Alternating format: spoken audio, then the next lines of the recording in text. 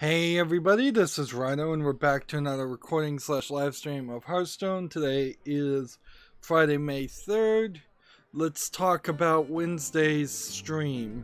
So, oddly, it seems like either my internet service provider cut my upload speed in half, and I think it was probably more than just cutting it in half, because even that shouldn't have caused this problem. I think it was just they were having a lot of packet loss, a lot of network problems in general. I don't want to get too technical here and start armchair quarterbacking what was going on, but major ISP issues that just magically fixed themselves later in the around midnight that day.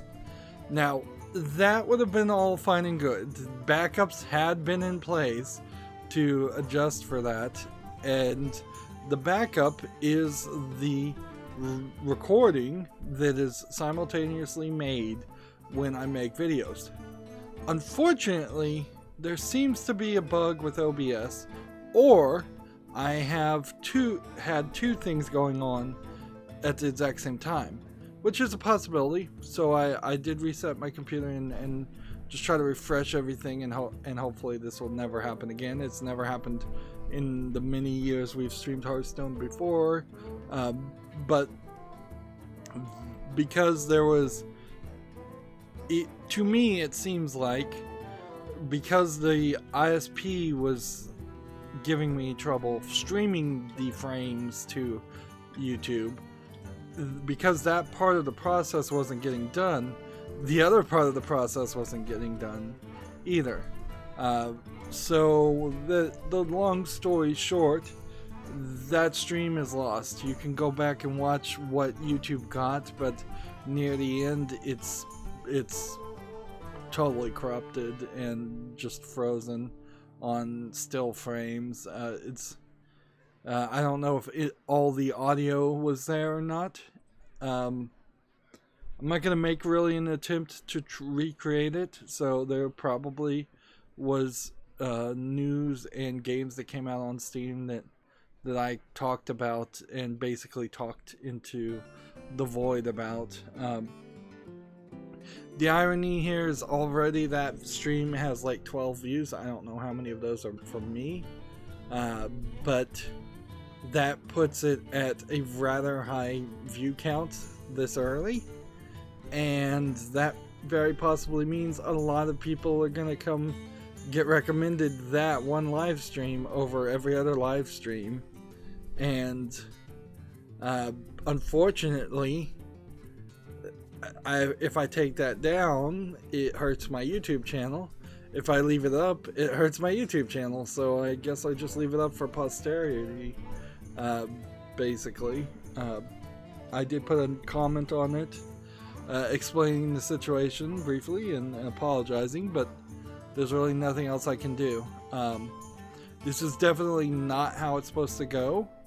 The backup video, in theory, should always be recording and always doing a backup that is completely independent of what the streaming is, and I've complained to OBS about it. I was responded to by someone who works as a community support, so I hope it fell on people who would actually investigate it more, but I don't know, because clearly there is something in the order in which things are processed, or in which things should be done in parallel processes that are unconnected, that's conflicting there.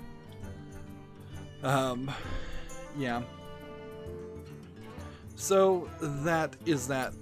Now, in the process of, you can upload your logs to a certain website on OBS, and it will tell you, it'll basically just get rid of everything that isn't a warning and then reiterate what the warnings say again. And one of the things it did say is that the color space that I've been using, which is full color space up until this point, is wrong, and that I should be using partial color space. My understanding, the YUV color space is what it's called. Partial is for TVs that can't do pure white and pure black.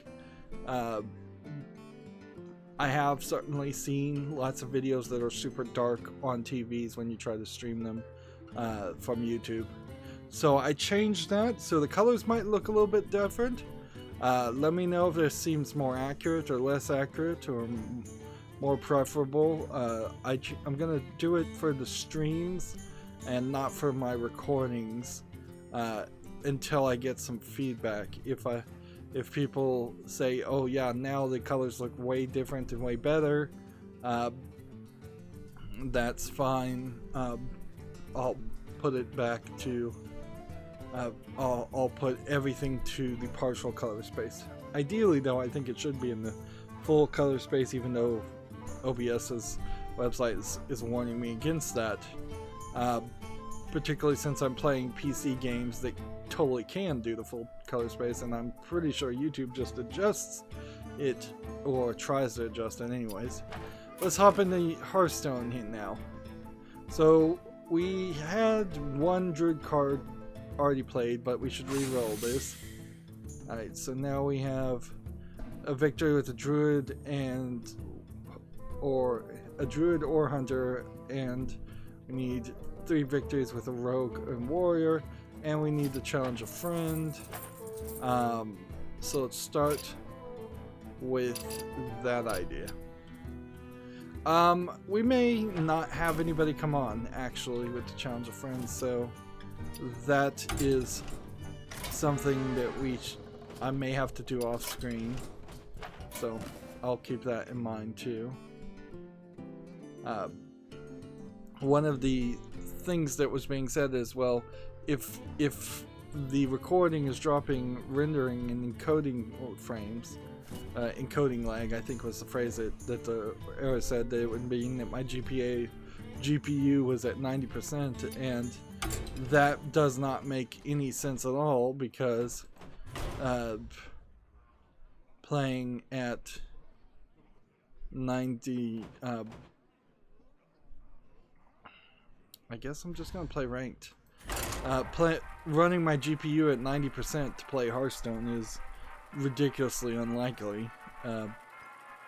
Like what we're playing here is hardly something that is super high graphically demanding, such as like The Witcher 3 is the example I always use, but even now Witcher 3 is probably not anywhere close to actually being none can escape my fury. The highest of demanding things. It would be something now that uses like ray tracing, the latest Tomb Raider game or something along that line. Right. We're not playing rogue cards per se. We're trying to, let's see. I don't think we need to backstab immediately, so it's gonna roll that. We do need to get all of the daily quests done, so this could be a rather long stream.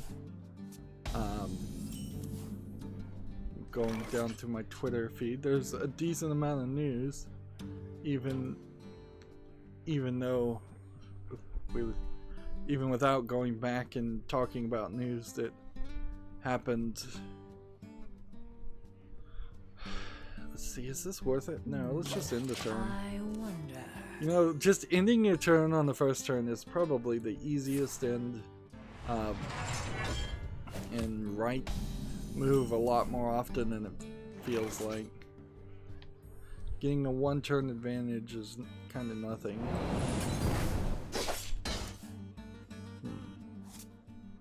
See, this clearly is a combo deck.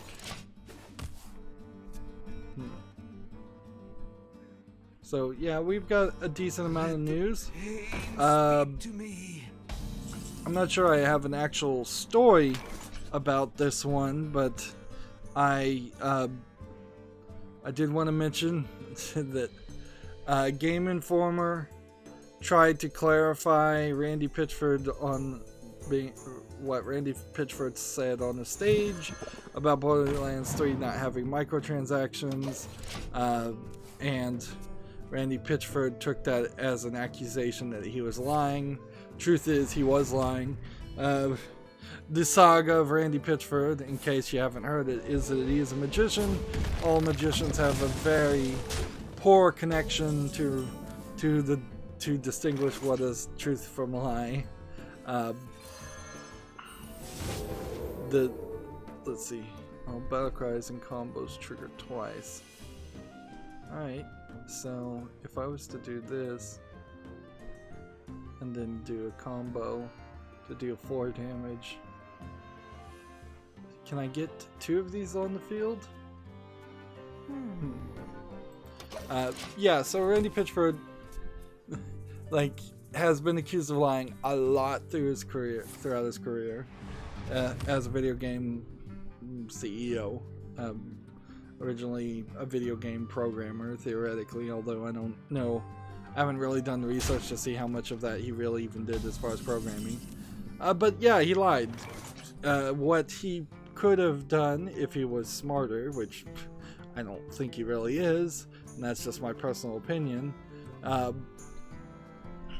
What he could have done easily is said that his Borderlands 3 contains no repeatable microtransactions, or that would have worked, because what Borderlands 3 does have is the same thing that Borderlands 2 has, which is the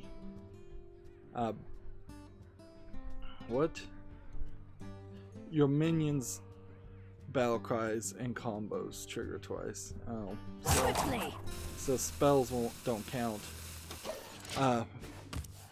This is one of those decks where you have to actually learn how to play it.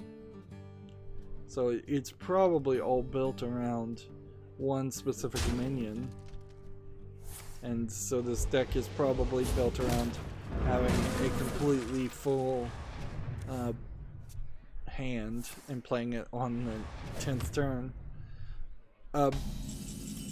So yes, you can buy, like you could before, skins in Borderlands 3. Almost obviously, that's kind of what we figured they were going to do. So it was just ridiculous for him to try to virtue signal is kind of the only thing you can really call it, by saying the game has no microtransactions. It totally is going to have microtransactions. And I would argue that even if there's zero intent and no actual interest in ever doing the shift system and the key system as purchasable gold keys, which I would totally believe that they have zero intent and zero interest. That was the one card I needed. Pay attention, class.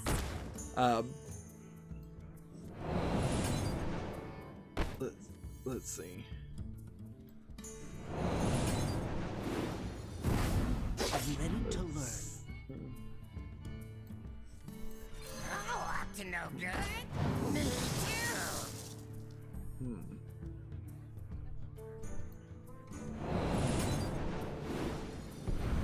I'm ready to learn.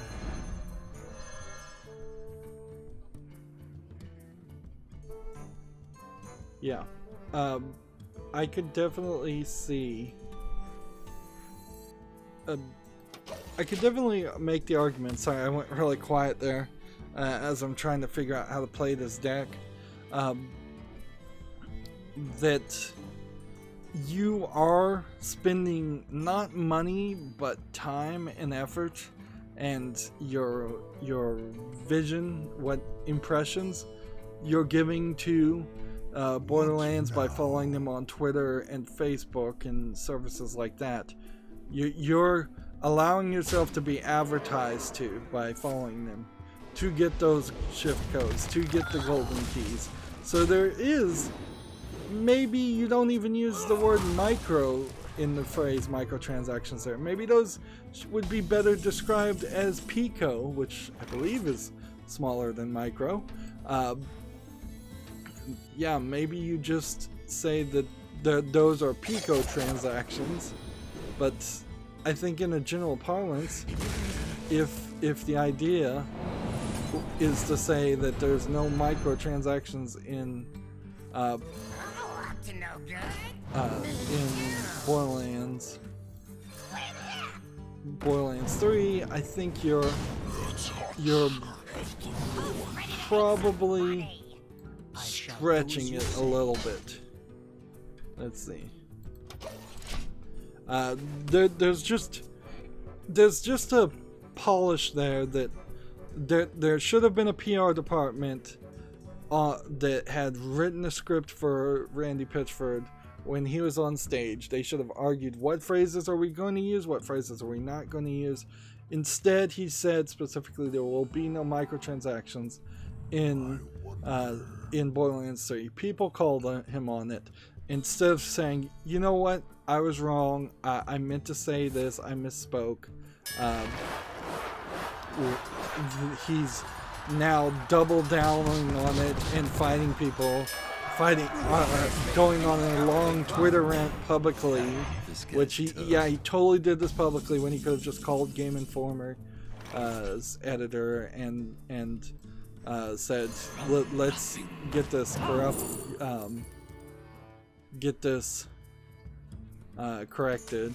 He takes this very public approach that is not going to be helpful for anything. This guy's toast. I don't know if he's if he was trying to set up a defense against other people. Like, was he just gonna call Game Informer a fake news organization, basically, or what? Or try and sue him, which wouldn't really work at all. He's already been, like, Randy Pitchford has already been in lawsuits and accused of lying and fraud before. He should know what to say and what not to say. He's consistent and constant issues of shooting his mouth off are kind of well documented, and like, there you go.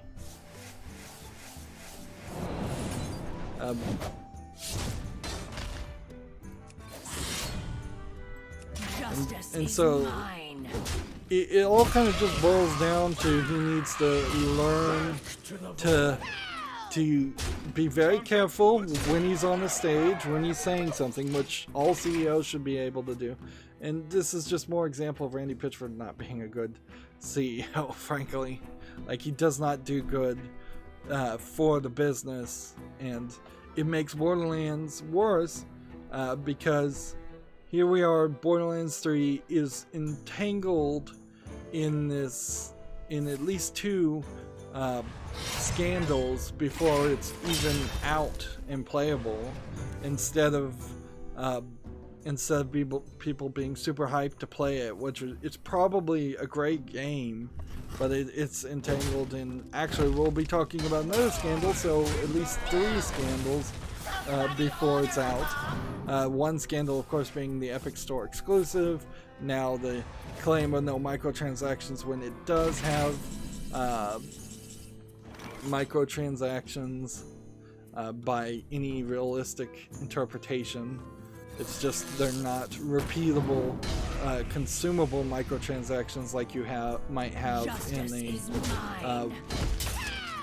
in a cell phone game. There will be no, like, crystals or anything, obviously, or it seems, at least. If it does have something that actually is like a crystal that you can purchase over and over again, which would be the gold keys almost certainly, then that would be evidence of actual deceptiveness, actual blatant deception.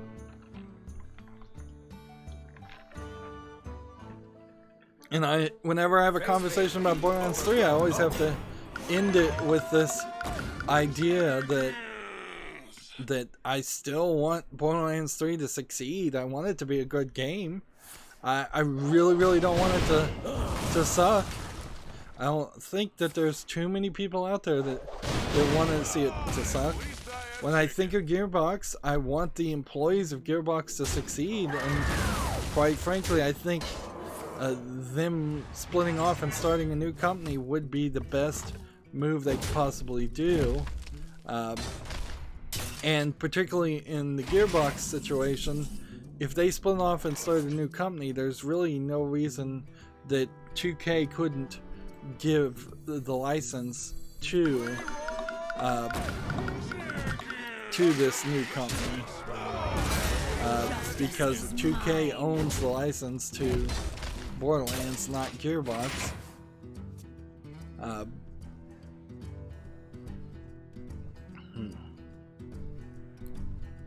So let's start covering some other news instead of things off the top of my head.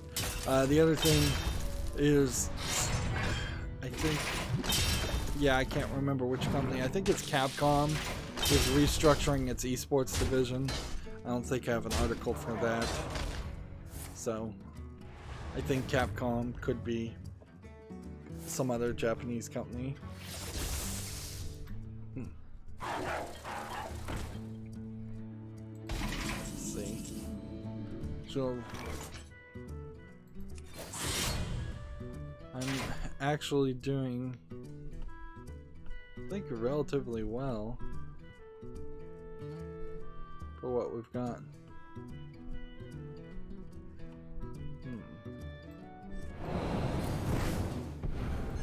Justice is mine. So we have an article here on TechRaptor. Warhammer 40k Deathwatch Nintendo Switch version has been cancelled. I didn't know it was coming out, so it would be kind of nice in an article like this to say when it was announced. Let's see. It's currently available on Steam for $19.99.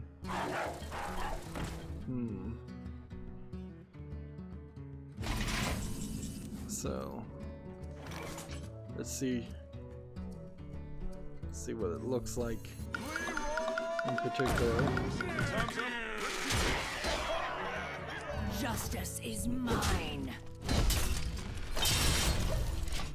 So Warhammer 40k, I need to zoom in some more. Warhammer 40k Deathwatch Enhanced Edition is a turn-based top-down game. It doesn't look particularly good, although maybe if you have nostalgia for Warhammer 40k, there might be a reason why you want to play this. Is this one of these games that...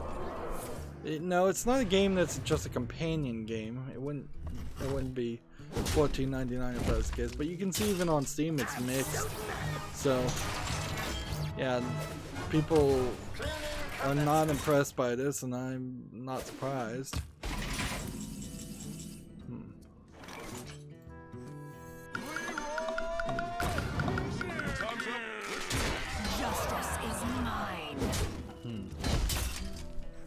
Might as well just play cards.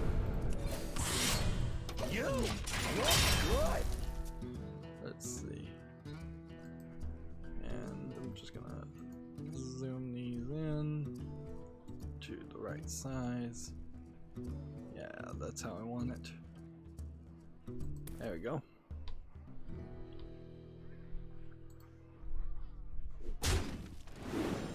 So it's almost not news.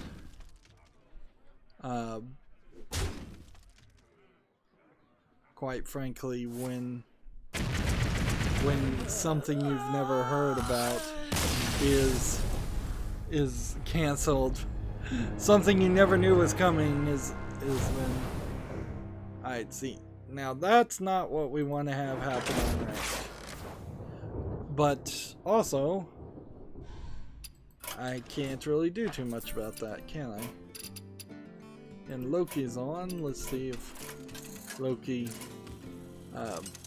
is close to being done so I can challenge a friend. Well, Brothers, heed my call. see, he's got like 15 health, and I think he's probably playing something complicated enough here that he is not just going to die in the next turn. Yeah. So let's go ahead and leave that, because that's going to take a while. So we failed with Rogue, let's try with Warrior. The odds that the Warrior would work is, I think, even worse than Rogue, but we need to learn these decks if we're ever going to succeed with them. And I don't plan on every month building new decks. And by the way, I never got around, after all that trouble, I didn't get around to rebuilding the decks on the European or Asian accounts. So that's another thing I'll have to do. My fury. Moving on, we have a game on Steam called Party Bingo. A single player game of bingo versus computers. Might be slightly interesting, although I think frankly you'd also want this on a cell phone. This is $4.99. This is single player and multiplayer. Personally, I'm just not enough of a fan of bingo to be interested in this. This looks kind of fine for bingo, although arguably maybe not so much, because if you were playing single player you probably don't want just one bingo card taking up at one corner, and there's a lot of wasted space in the middle, it seems like.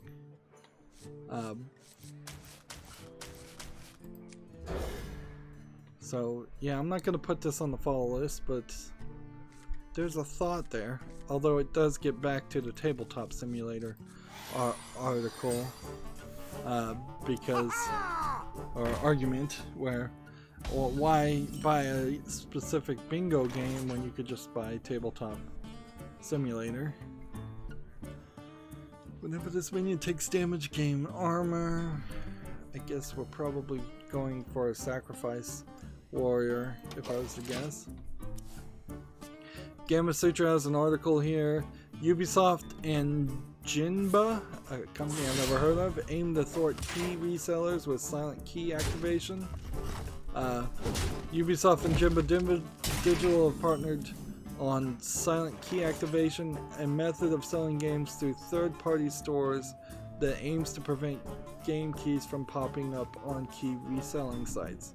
Which, there's clearly some people that are very much interested in reselling keys, and I could see why. If you're buying a bunch of Humble Bundle games, there's tons of keys I have that if I could sell for even a few pennies would be better than them just sitting and not being used.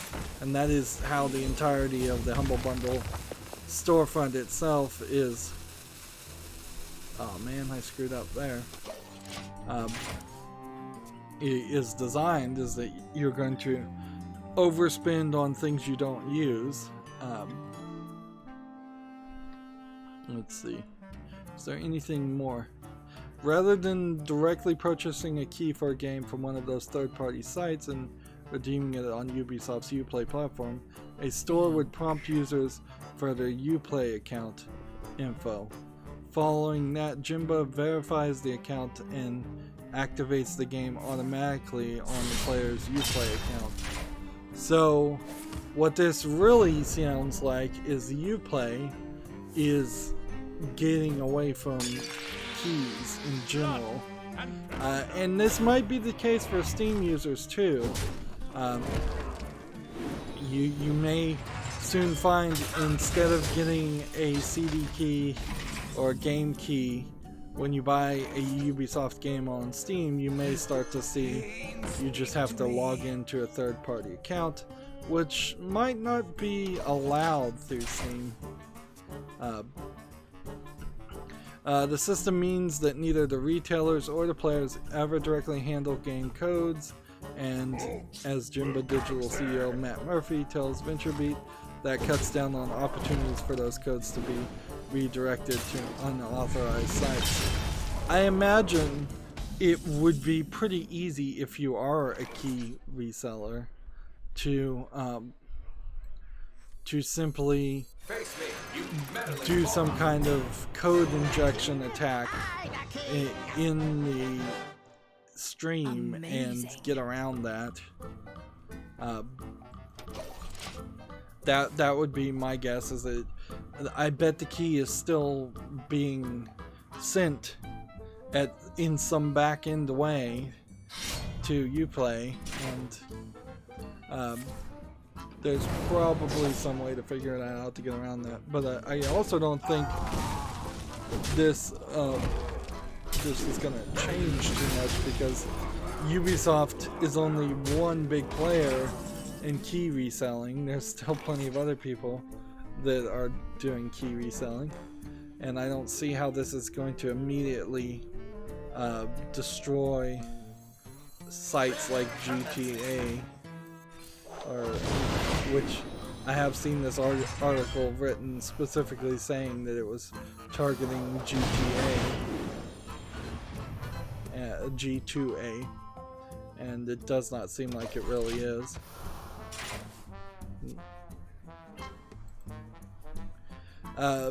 The funny thing here is that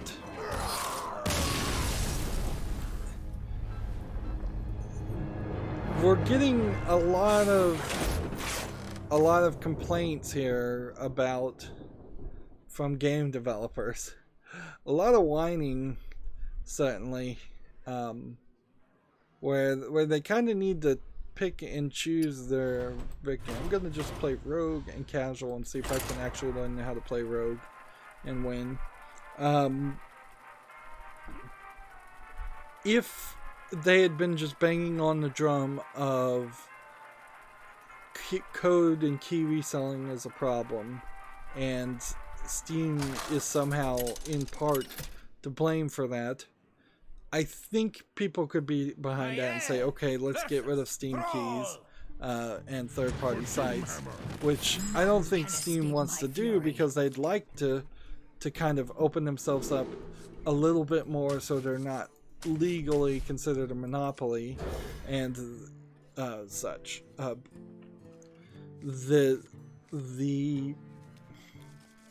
The problem now, though, is you also have the Epic Store and people leaving Steam for several different reasons. That they've done what I think is often done in debate inaccurately, which is bring up far too many varied and different arguments instead of pounding on the one most impactful argument, 1, 2, or 3 of them.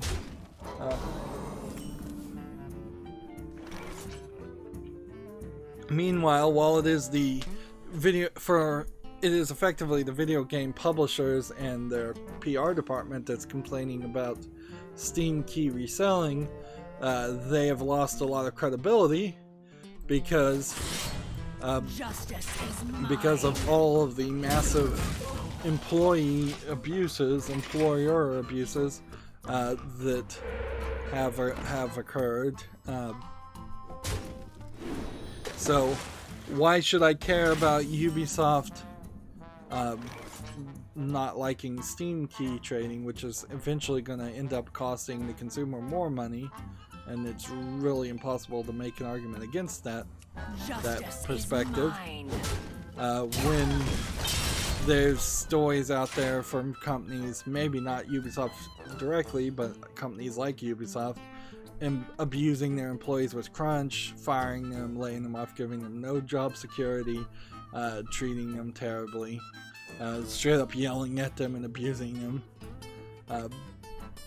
There's just a lot of conflicted narratives now, and you can basically just boil it down to the simplistic thing.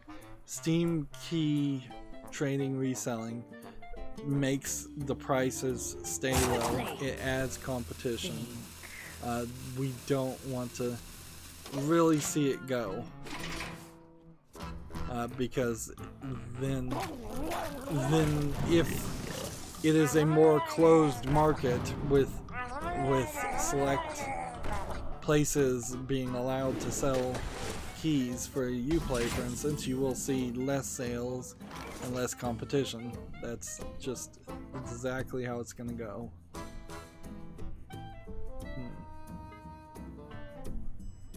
Let's see. I don't know what I'm supposed to be doing here.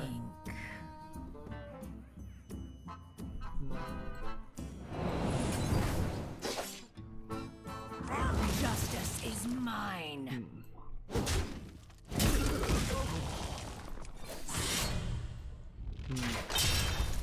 Guess I could have played that at that point.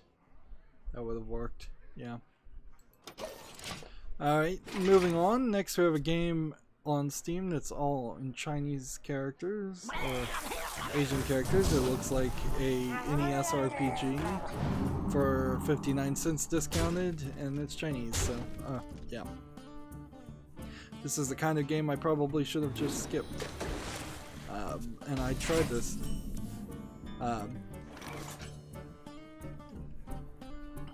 Which I am trying to do a little bit more of that. Let's see.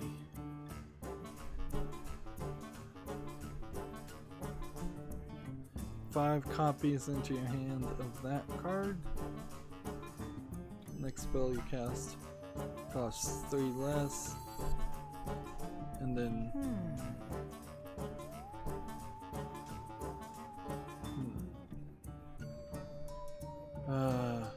Justice is mine.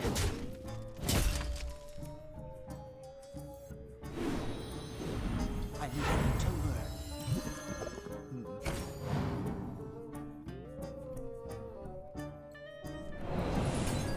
Swiftly. I'm ready to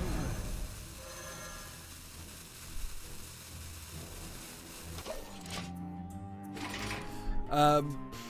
Yeah. Don't know if I'm playing right at all. I'm probably not. GameIndustry.biz has this article, and this just confuses the narrative even more. Path of Exile devs, quote, sometimes we feel we are being asked to crunch, in quote, by fans' demands. Grinding Gear Games ask fans for patience as it works on both short and long-term improvements of Path of Exile. So now this company is basically trying to use the idea of crunch and the negative connotation around it as an excuse for the reason that their game, Path of Exile, which I believe has been out for quite a while, they're trying to use it as an excuse for why it isn't up to snuff as far as the fan base is concerned. Here's why this is such a facetious and ridiculous argument, without even really reading any more of this article, which it doesn't seem to matter. By the way, this company is the company that owns Path of Exile.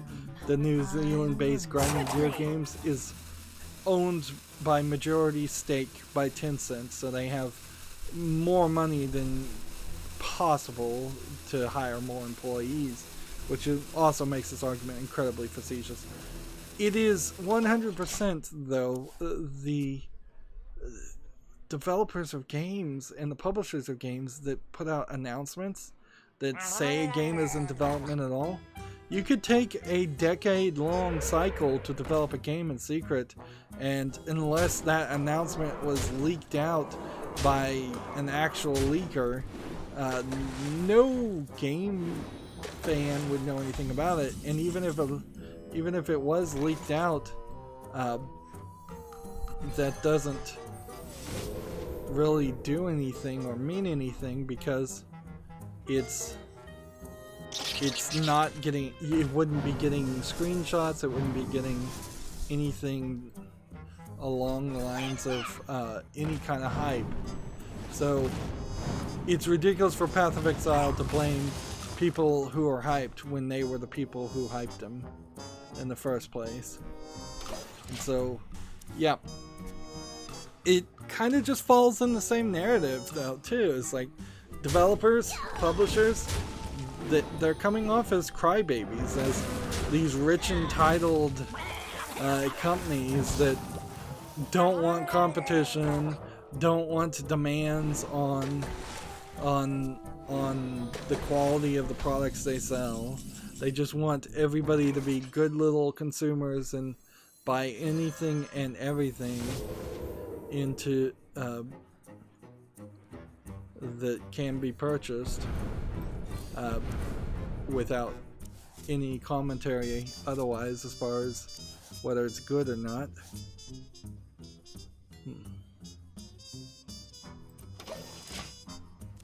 Even when I have a bunch of these on the field though, let's see how this is gonna work.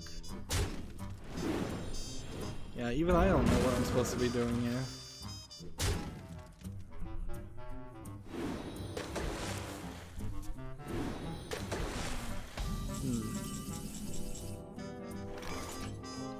So, look, we can destroy an undamaged minion. We can play this. Pay attention, class. We can do this. I meant to learn.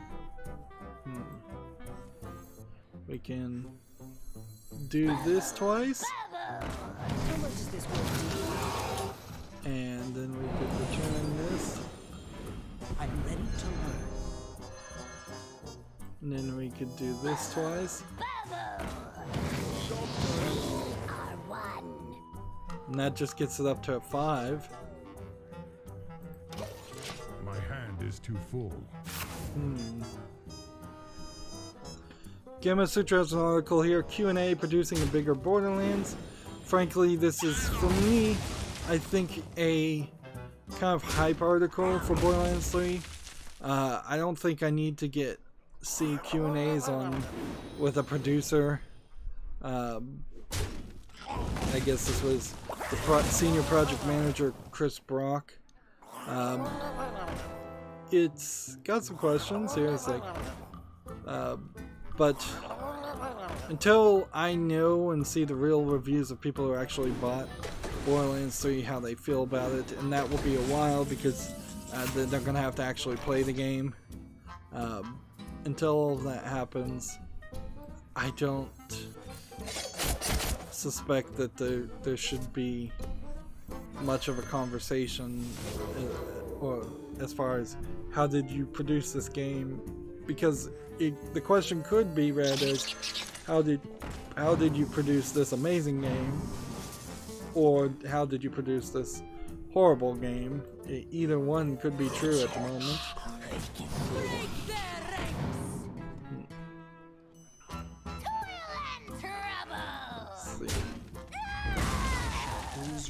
I played out of order.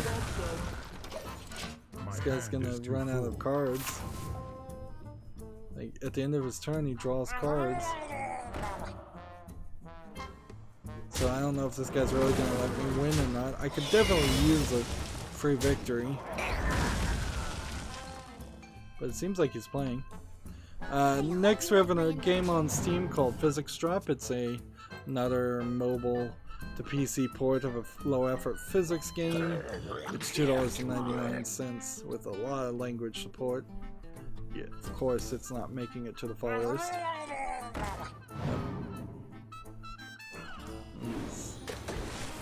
This game is taking too long, and I'm paying too much attention to the Hearthstone today.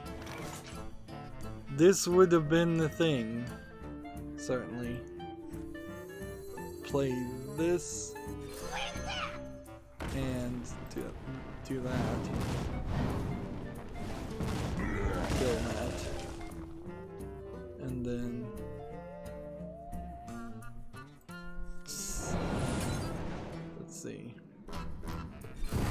That Might as well do this, even though that won't count towards the combo. That gets it to a 10-10. Justice is mine.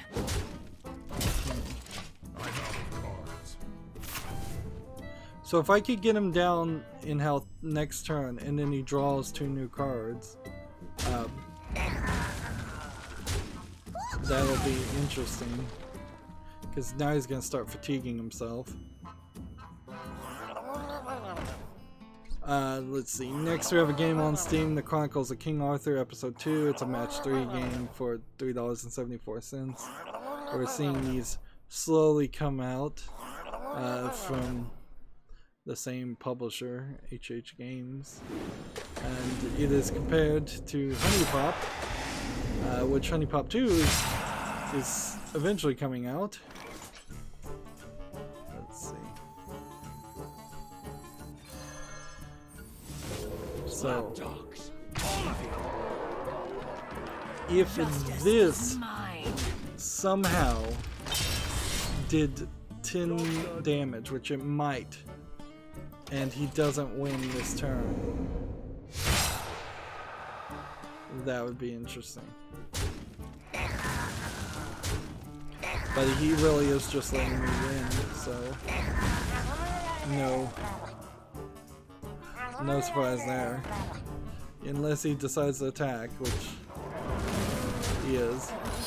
He just stretched it out. He probably had cards he needed to play, would be my guess. I'm seeing the beginnings of a strategy there, but not really a lot. Here's Loki. Let's challenge him and see if we can try Rogue again. Loki used to get on chat a lot, but haven't seen him in a while. I get the feeling probably my content has changed a little bit. It's morphed over the past couple of years. Meanwhile, while that's loading, we have a game called Chili the Chipmunk Pinball Adventure, which looks like a low effort effort at making a Sonic Spinball clone, I guess. It's free to play, so I guess the price is right, but it does also look terrible.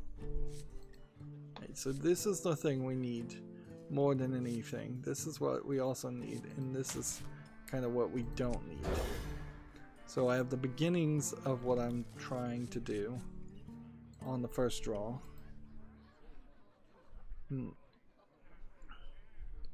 Gamatsu has an article here. Toho Hayobana Antimony of Common Flowers is coming to the Switch. This looks like this is a fighting game. I may have even talked about this before.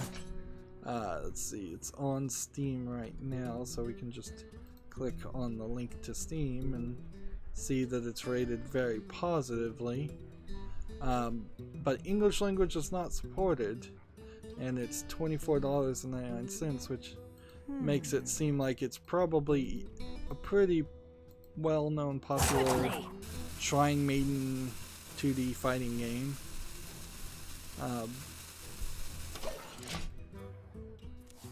So, yeah, I don't know if that means it's coming to English per se.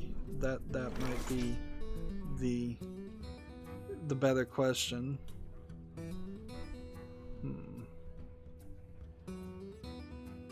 Yeah, I don't see any indication. But it is coming out to also the PlayStation 4 version. I wonder. It's coming out to the PlayStation 4 before that version, so I wouldn't before the Switch version. Justice is mine. So it's coming to more platforms. I wouldn't be surprised after it comes to not more platforms that it will then come to more languages, possibly not.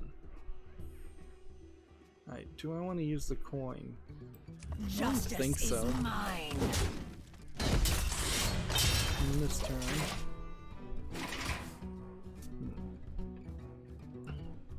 Next we have a game on Steam called Die Bloody Inward Die. It's a top-down shooter. Looks like it's a pretty low effort game, troll game, or at least half troll game. It's early access for $11.99, which seems really expensive. And it's English and Italian, which Italian's an odd choice since Italy had its own flavor of fascism.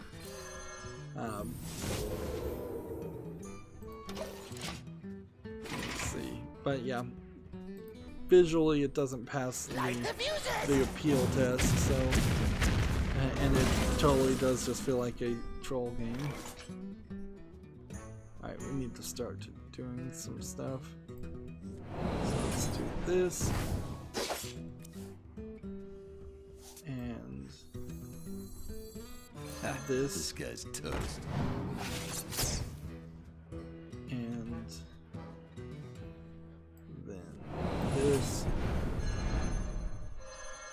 And then this. This guy's toast. I don't know why I did that. I could have done 2 damage here and then attacked. That was a mistake. Moving on, Gamatsu has an article here. Yu-Gi-Oh! Legacy of the Duelist Link Evolution Physical Edition has been announced for the West.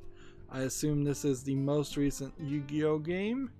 And you can tell by the graphics, like, I think this is a Bandai Namco game. No, it's a Konami game. So Konami definitely doesn't care about video games. You can tell not a lot of visual polish. You could do some major real-world high-resolution scanning of the cards from Yu-Gi-Oh! And just use them instead of these animated textures. There's really no need, even for a Switch version, to have animated textures and animated backgrounds. You could do a lot better and pay some artists to do a lot better. You see, compared to just a standard mobile game, this looks like something from mid-90s, early 90s graphics. As far as just backgrounds and font styles and cards, it's not good. And inherently, if this game or any Yu-Gi-Oh! Game came to PC, which there are a few already, and they were of good quality, I would potentially consider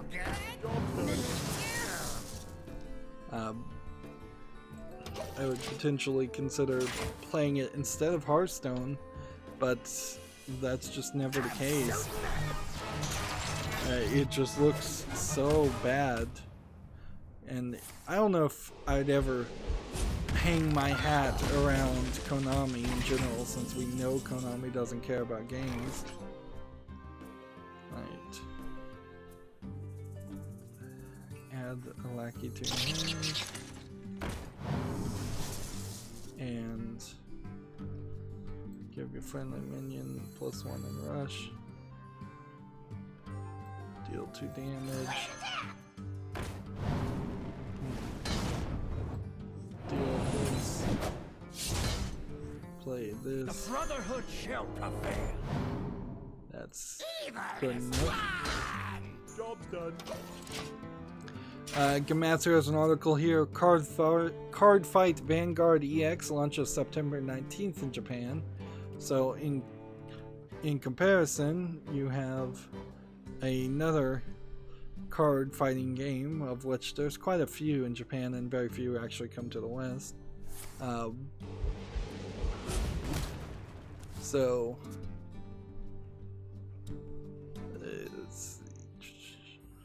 there's possibly going to be an anime based around it. I wouldn't be surprised if Cardfight Vanguard has been a series already, and the EX is just a remaster, reboot, expansion of it. Face me, you cowardly clown. So there's some gameplay footage here. Let's see what that looks like.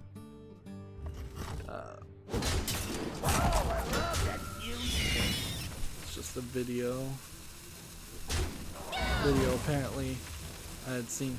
So here's a great example of, you've got slightly better backgrounds, you've got more colorful cards, you've got a different layout from what Yu-Gi-Oh has. You have better looking cards this way. There's just a lot of polish here, and this isn't really only like one, maybe two steps better than Yu-Gi-Oh, but it certainly looks a lot better when you're thinking about how much time and how much effort it's going to take to play card games over and over again. Don't make me push buttons.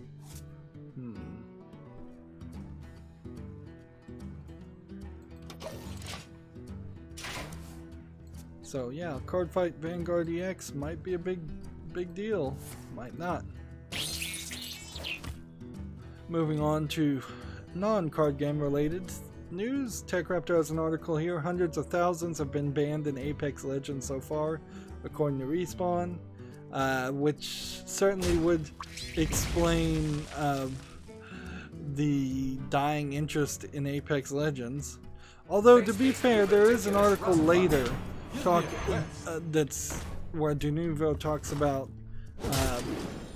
how they act to stop cheaters, and multiplayer games can certainly die if you allow it just to become overrun with cheaters. We've certainly seen that complaint made. Oh, I love that fuse thing. See, I could double my deck with Leroy Jenkins now if I want to.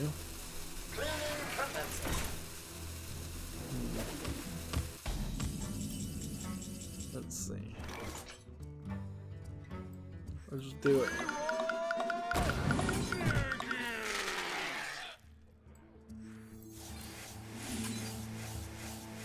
Nice.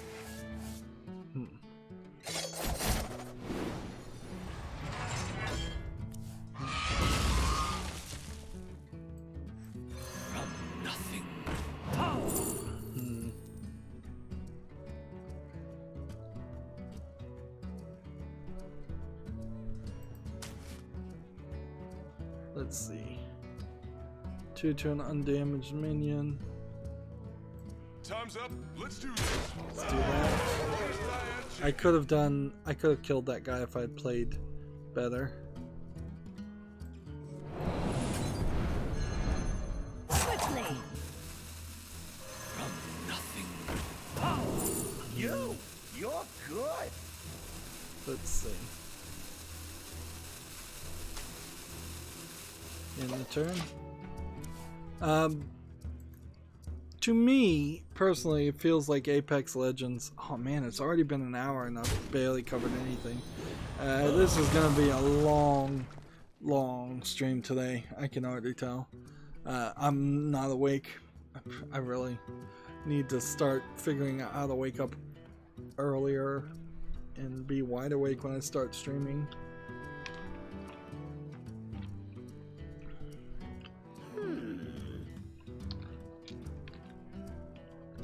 I dream and the world trembles. But yeah, I'm not really sure where the player base, people who are actually playing Apex Legends still, I'm not sure where they are as far as interest. Okay, I can do this, and I can do this. I can play that. This guy's toast.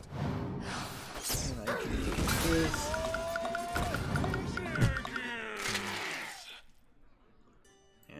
up. Do Let's do that. this. Next build cost less.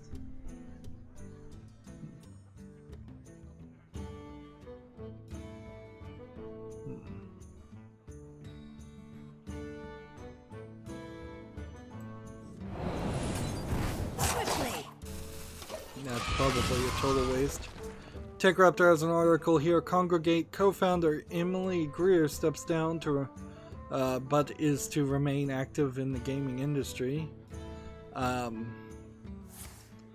So Congregate, it says, is departing on good terms and planning to pursue a new opportunity in gaming industry. So she got another job. Congregate has was, I think, just a storefront, and then it branched out into being a publisher. They may publish games like Speed Brawl, Hell's Other Demons. Doesn't seem like much else. Like, Congregate gets mentioned once every 9 months or so, so they're not even on the level of something like Good Old Games, or anything like that.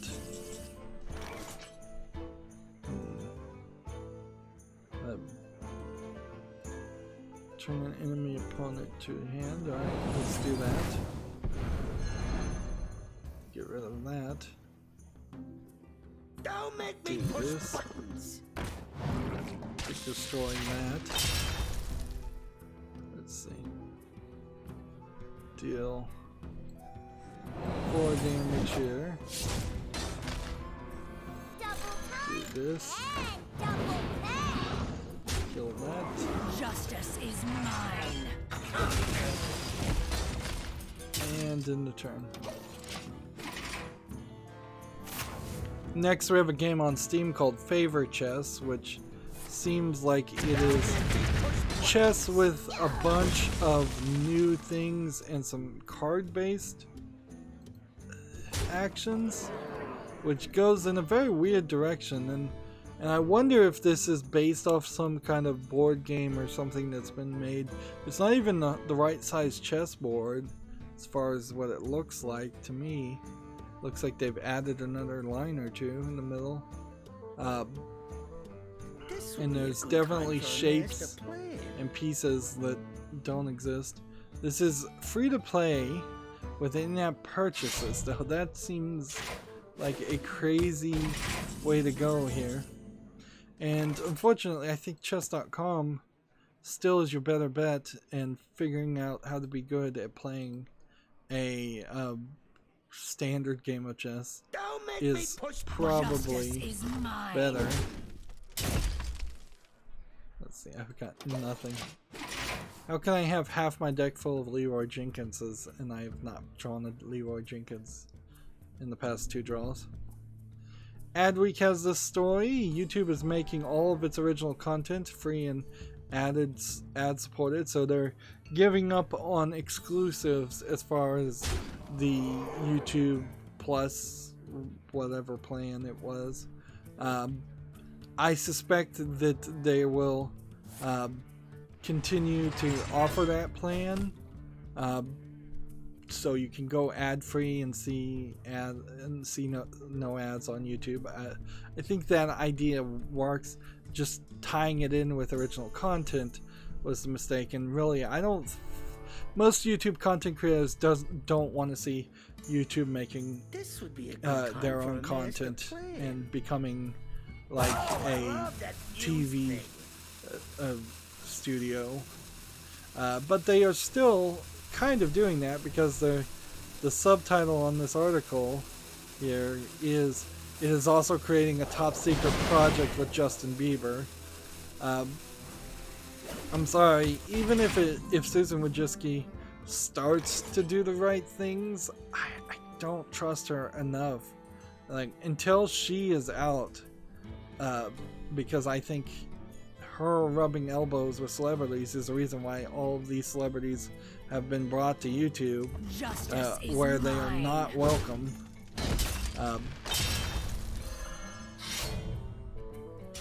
So until that happens, until Susan Wojcicki is gone, I don't have any faith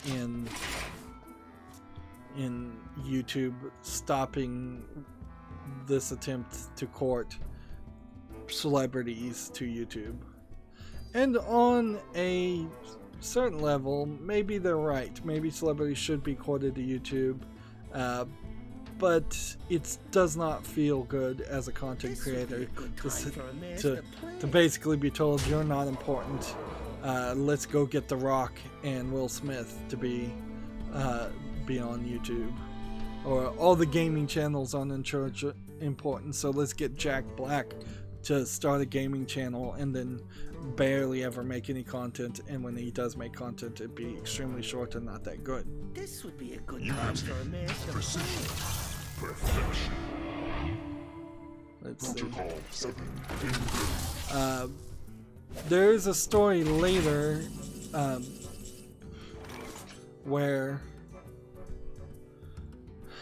YouTube, Epic Games has delayed the Time's up.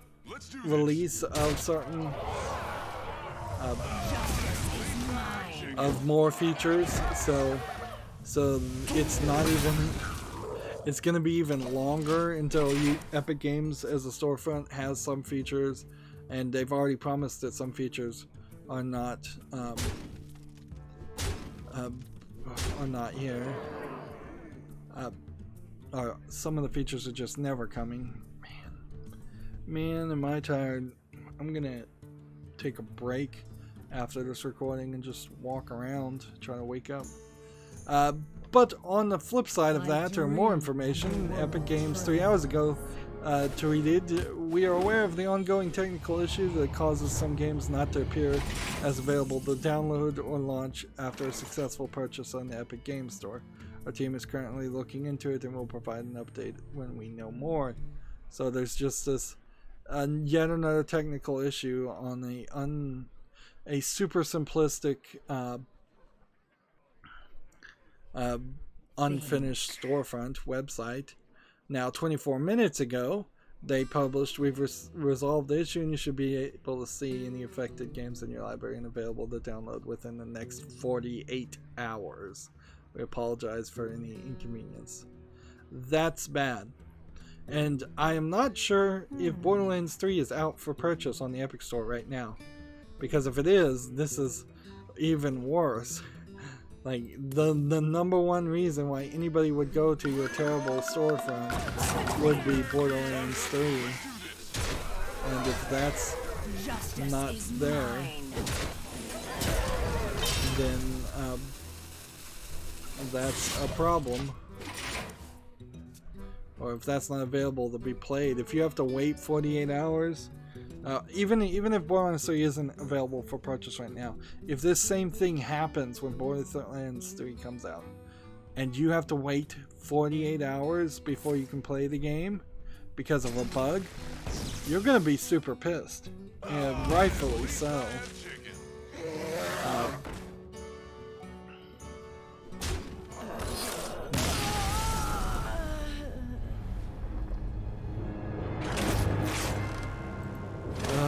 Well, we got the challenge a friend done. Alright. Let's see if we let's try a druid or hunter deck. And I'm just gonna play this casual still, because we're so far behind. We're an hour and 10 minutes in, and we've got victory after victory after victory. There's tons of news. And I'm just going and not being very awake. Gamatsu has an article here. Ubisoft's Skellcon website teases a Ghost Recon announcement on May 9th. What's next for the Ghost Recon series? Frankly, I believe there has been a Tom Clancy style Ghost Recon. They're not even using Tom Clancy's name anymore. Game. I think there was one that has been in development for a while, and the one Tom Clancy game that they are pushing right now was kind of supposed to be a much bigger game with a lot more content and not just this multiplayer only experience of good guys versus bad guys. And so I imagine what gets announced is a game that will have been in development for quite a while. Now when I say in development and the way this is being announced, it probably means it's been in development and then they started all over, and then they started all over again, and then they started all over again. I wouldn't be surprised if the current iteration of this, whatever this Ghost Recon game that gets announced is, has actually only been in development for 3, maybe 4 years at most. And I've certainly not gotten anywhere closer to making any decisions on any of the Tom Clancy games. So I don't know why I would specifically be hyped or interested in a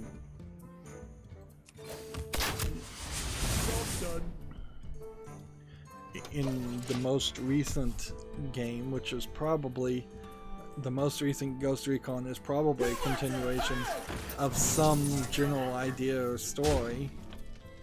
Okay, can I do?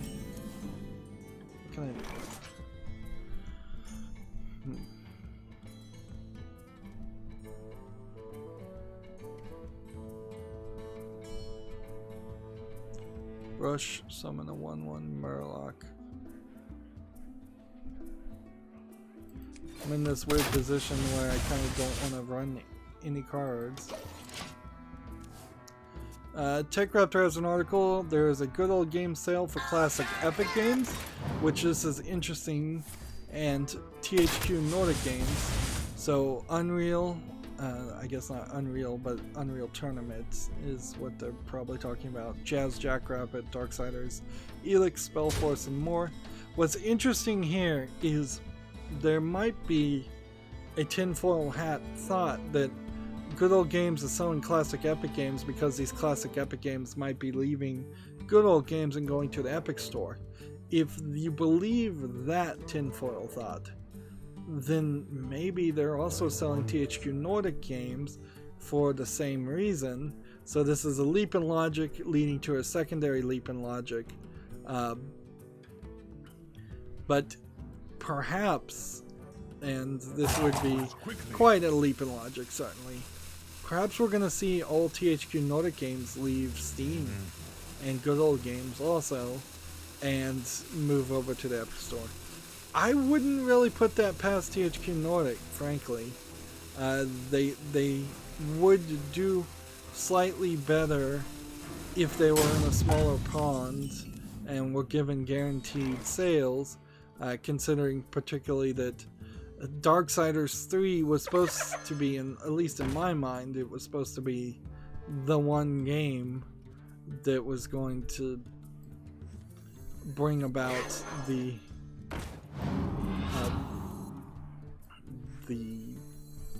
beginning of great success to THQ Nordic. Alright. Do I want to kill this guy? I guess this is my only real choice.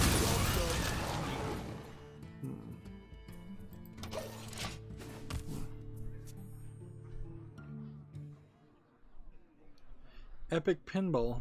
I guess Epic Pinball is an old Epic game.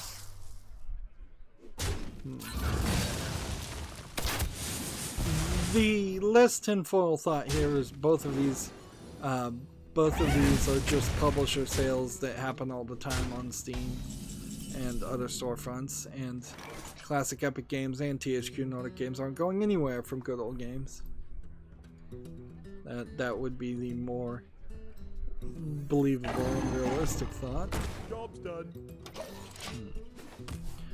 I don't know personally if the Epic Store really benefits for having its old Epic games only on its storefront, but then on the other hand, I don't know where the Epic as a company benefits by doing the jerkish maneuvers that they're doing in general. Seems like every action they take is responded by a very unhappy player base, so I don't see how that's buying them any loyalty. You could possibly very well do one jerk move and get away with it, and then do several moves to kind of counteract it so you balance it out. But the Epic Store for the most part hasn't done anything to be consumer friendly at all, and so yeah, I don't think at this point there's any action they could take whatsoever that would convince me to use the Epic Store. If anything, I would be more willing to turn to piracy if to get games that were Epic Store exclusives. Even if the Epic Store became the only storefront in the entirety of the PC landscape, like, I think at that point I'd probably still turn to either piracy or go back to consoles.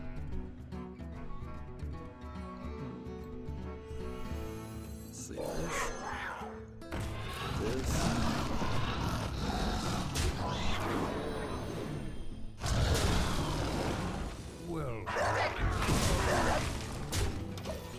Next we have a game on Steam called Jump King, which looks like it is a platformer built around a knight that jumps kind of awkwardly. You don't really see it. You have to crouch down and I think build up energy to jump. So let's see if I can show a better example of this.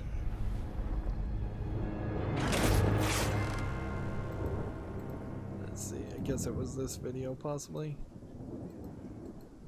So you're crouching down and building up your energy to jump.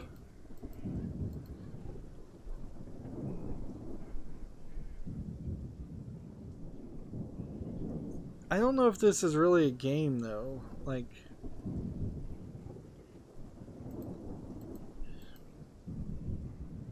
yeah, this is $12.99 and they're calling itself a tactical leaping adventure.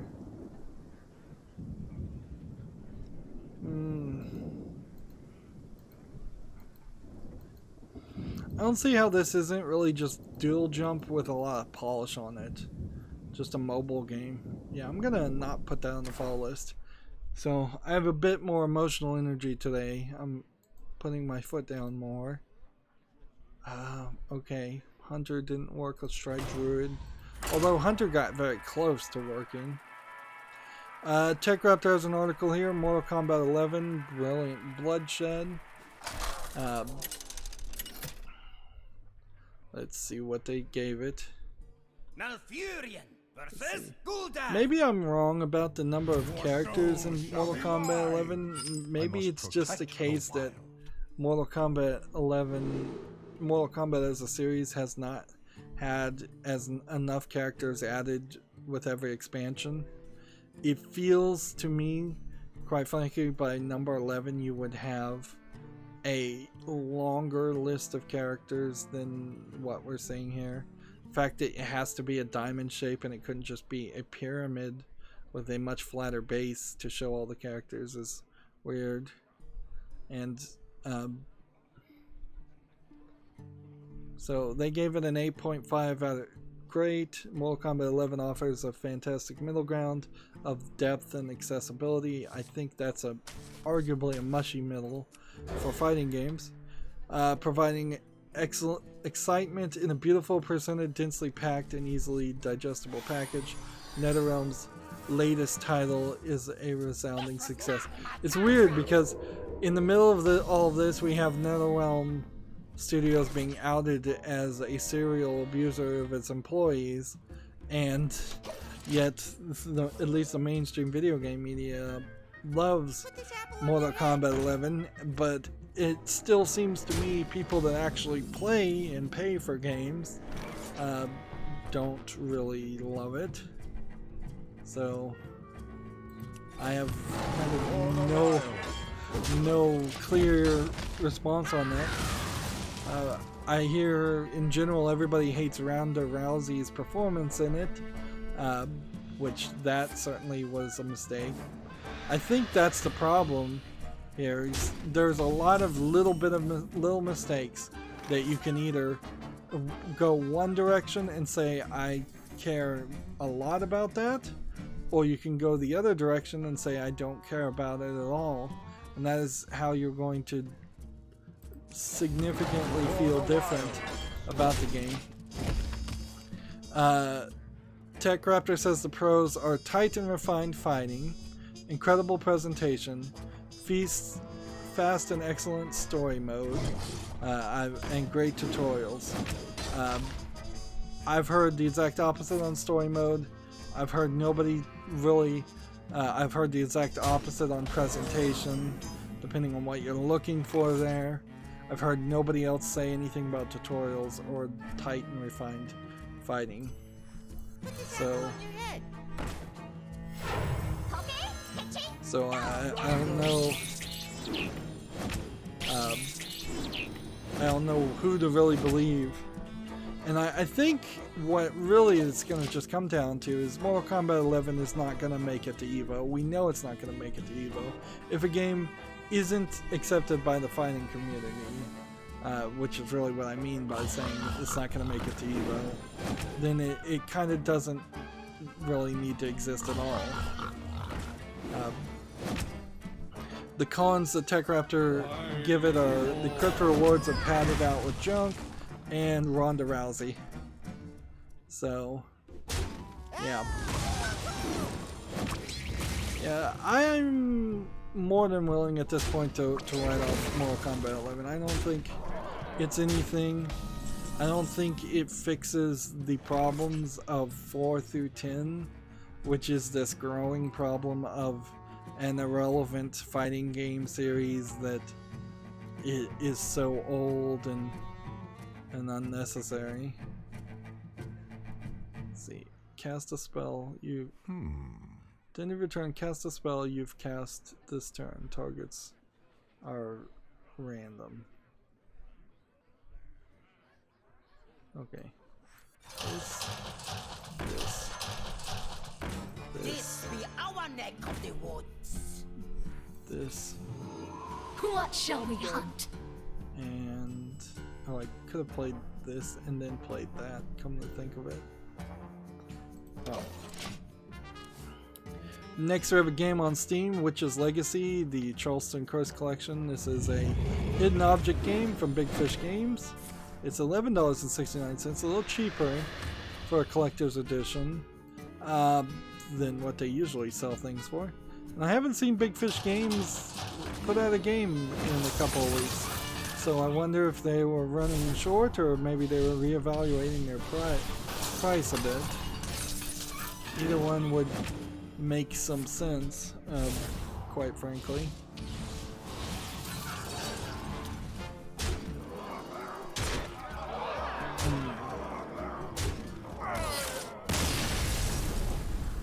What to do?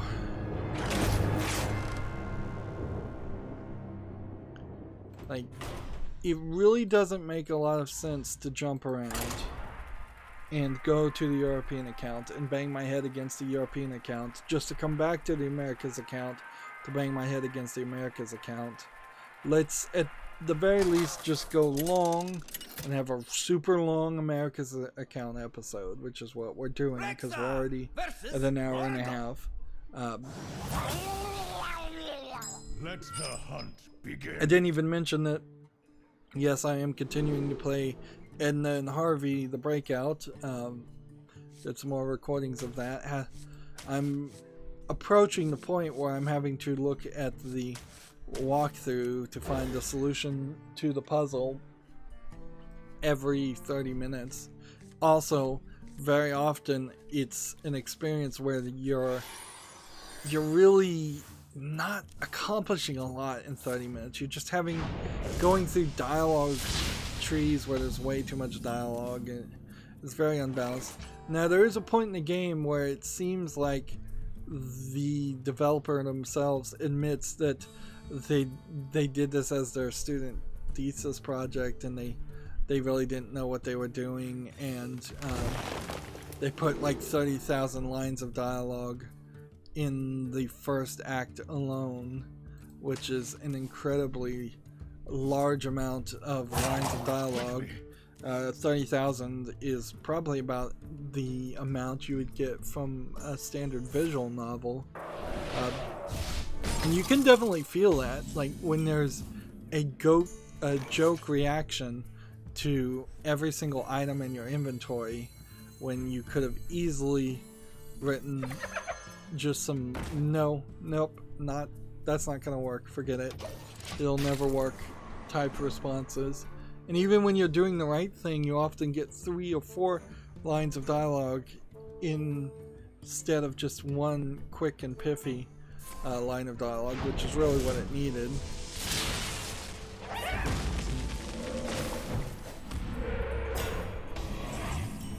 Let's see.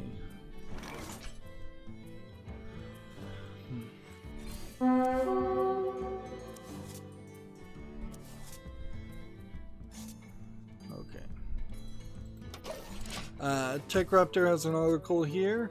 Doom Slayers Club opened as part of the Year of Doom. Let's see. It basically seems like a customer loyalty program to encourage and reward Doom fans for interacting with the game and the community. I will be playing Doom, so I don't see really though to join this Slayers Club to earn points, rank up, or win collectibles. It seems like this is the kind of Doom collectibles you would be getting, which I really don't need any of that, frankly. It seems like they probably just had some extra stuff from their storefront and the merch store. Video game merch in particular, it's like, get over it. Stop. Come back to reality and realize that most people don't have room in their life for this garbage. Quickly.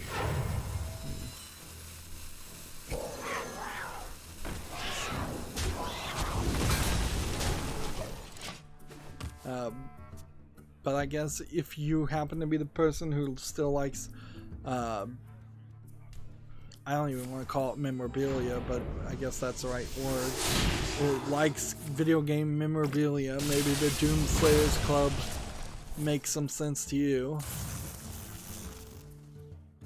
This guy is just wrecking my strategies. And you just cannot play Hunter unless you wait till mid game or something. Next we have a game on Steam called Frank and the Time Twister Machine.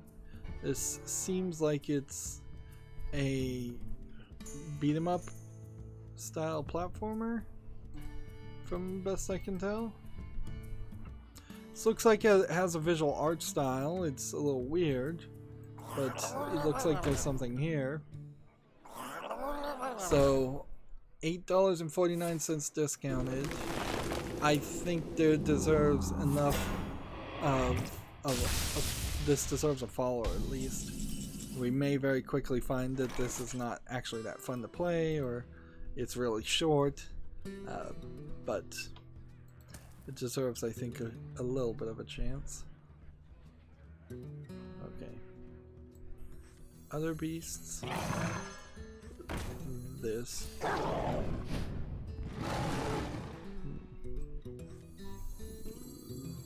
Let's see. This. Here.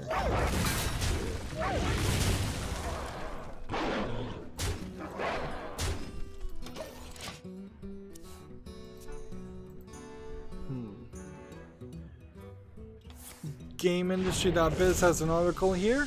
This is an interesting turn because I figured they wouldn't do this. Riot Games will drop the mandatory arbitration following walkout threats. Staff at League of Legends developers will no longer be blocked from filing lawsuits over sexual harassment or assault. I don't know how this is legally enforceable since they've already signed an arbitration clause, because you could still, even if it does go to a civil court case, I heavily expect that the lawyers will pick up this arbitration field and the arbitration form and say, Riot has been so kind to you that we've even allowed you to have this lawsuit proceed, even though you're not legally entitled to it because of signing this arbitration agreement. I mean, you really could still use it to your advantage if you try hard enough. And I think there's probably a pretty big feeling among Riot's legal team that these lawsuits are going to fail anyways. But I guess it is true, and this does go to show the power of striking and walking out. That's basically what a strike is, and the power of employees working and unionizing, or to use the right term, but that yes, we would like to kind of see this happen more often in every industry in the United States and around the world, so that there are fewer employee abuses happening. Let's see.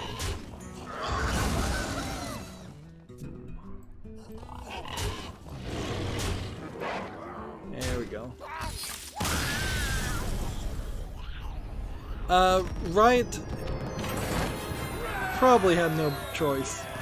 On the other hand, this may very well be the beginning of the end of Riot, because if I was the CEO of Riot and and this is kind of the feeling with YouTube too, if you've just got an entire company of employees that are all against the management, to the point where it's just this, well, everybody hates the management and the management hates everybody situation, you're at this point as the CEO, you're looking for your golden parachute, you're leaving, and you're possibly shuttering the whole company completely. You're trying to get yourself as much money at any expense whatsoever. So I wouldn't be surprised if Riot sells like everything to Tencent. I wouldn't be surprised if the management of Riot starts fleeing left and right. I wouldn't be surprised if they're at the next shareholder meetings are huge executive bonuses and payouts that they're pushing for. I wouldn't be surprised if this is very bad for Riot as a company. And if all the management leaves and there isn't a new group of management that can run the business, that doesn't really help the employees. I did say 2019 is going to be the year of bankruptcies and shutdowns on game companies, and I wouldn't be surprised if this is the beginning of the end. The only thing I think Riot could do is the thing that they probably can't afford to do, which is systematically and fully start to lay off and fire all their employees and replace them with new people, which is the threat that every single video game company makes, is that you could easily be replaced. Riot is actually going to have to put its money where its mouth is, I think, at this point, and actually replace all the employees, like, totally. And you can do that systematically, and it can look very much like a good thing, because if you put a heavy emphasis on we're going to hire new out-of-college employees, and we're starting a new office somewhere so it's completely isolated from all of the toxic employees that we already have. You wouldn't say that out loud, but that would be the general idea. This is, I guess, what I would do with YouTube too. Is I would say YouTube starting a new office in the middle of the United States, not in New York or California, where there's too many crazy liberal people, SJWs in particular, and we're gonna hire not extremely conservative employees or any anti-SJWs even. We're just going to hire good employees that care about YouTube and care about the quality of their work. And eventually I'd just start firing and getting rid of and laying off people at the current YouTube headquarters. And at a certain point I would just say, we're gonna make the new office the headquarters instead of the old office being the headquarters. That would be pretty believable way for me to run it. And that would probably take years to do. So the thing to look out for is if Riot opens new offices, shuts down old offices, makes massive layouts, gives major executive bonuses, because there's only a couple things that they've been painted in a corner now. They've shown that they can be bullied by their current employees, and they've given the power over to the employees, which basically opens the door for the entire company to be run by the employees, and they will just keep pushing it and keep pushing it. Like they are making a big fuss on a important issue now, but I wouldn't be surprised if the next issue doesn't feel quite as important, or doesn't make as much sense. Well played. Let's see.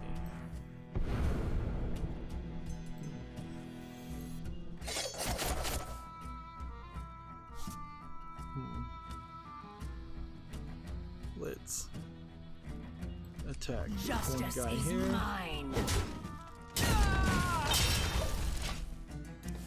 Mine. Next we have a game on Steam, Family Hidden Secrets, Hidden Object Puzzle Adventure. This is a oddly looking hidden object game with a lot of mini games in it. Because it has like this overworld map on it for really no reason. It's oddly free to play with in-app purchases. I kind of think this idea of a free-to-play hidden object game with in-app purchases might make some sense, particularly if you can play it free-to-play and get a certain number of hidden objects every few days, every day. This is an English and Russian game, however, and that's questionable. And I guess there is a slight argument to play hidden object games in on PC at higher resolutions, so you can see things easier than playing them on your cell phone, where you're gonna do a lot of zooming in and panning if you're panning and scanning, while if you're playing a hidden object game that is high resolution on a cell phone screen. That being said, people do it all the time, and it's not too big of an issue. Moving on, TechRaptor has an article. Claptrap's voice actor David Eddings will not be in Borderlands 3 due to a pay dispute. So yeah, that's not good. Why even bring Claptrap back at that point? If you're not willing to pay this guy who has been who's been the voice of Borderlands. You made him the voice of Borderlands, kind of despite the fact that a lot of people found him barely tolerable in a lot of instances. Why bring him back at all? You had every opportunity in Borderlands 3 to simply say, "Oh, I sent him on a secret mission," or have Lilith say he thinks he's on a secret mission, but I really just sent him to the Arctic shelf again, where he was at the beginning of Borderlands 2. Or just pay the voice actor. Now, inherently, this also is on top of the fact that Scooter is not in the game, because Scooter doesn't work for Borderlands creator Gearbox anymore. So there's actually quite a few. There's kind of quite a few people now, just on the voice acting element, let alone the programming, art, and gameplay design element, that just don't work at Gearbox anymore. And this could be the beginning of the end, and what I've thought about that should happen, where just the entirety of the team that made Borderlands 1 and 2 successful have or are in the process of leaving that company. Let's get this. And let's see.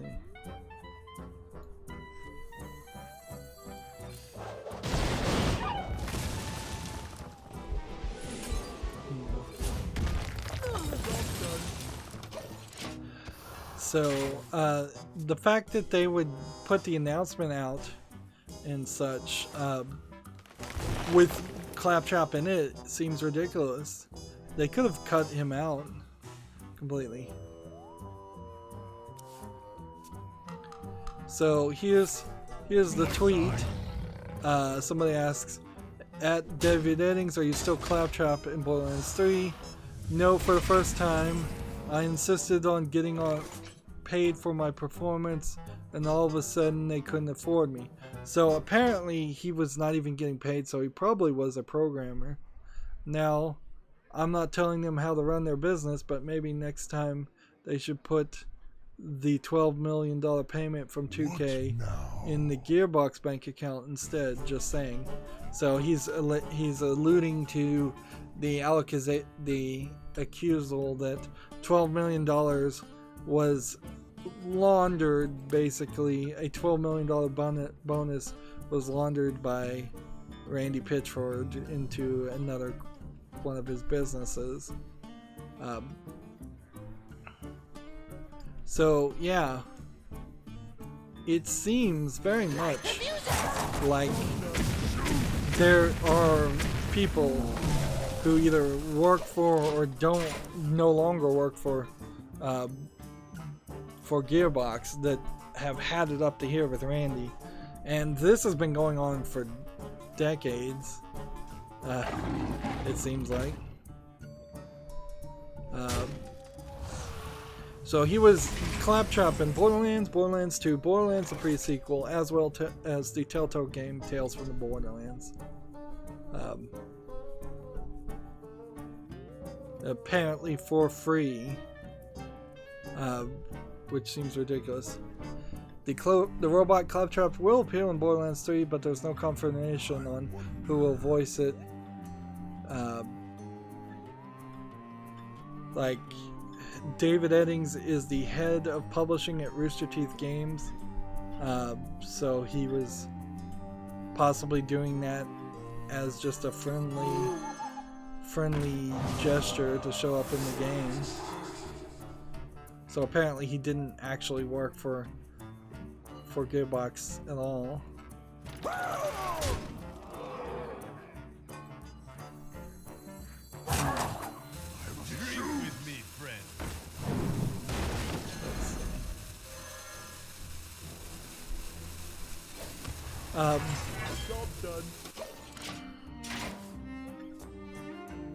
yeah, so another trip in the possibly non-existent armor of Borderlands 3. Does this inherently ruin Borderlands 3 for me? Not really. I bet Claptrap disappears or gets shot in the first 5 minutes. That I wouldn't be surprised if that's exactly how it happens, or if they just reuse dialogue lines that have already been said. Face me, you egomaniacal Ellen. Job's done. I have no idea what I'm even trying to do in this deck. What is the strategy here? Is it to make him run out of cards?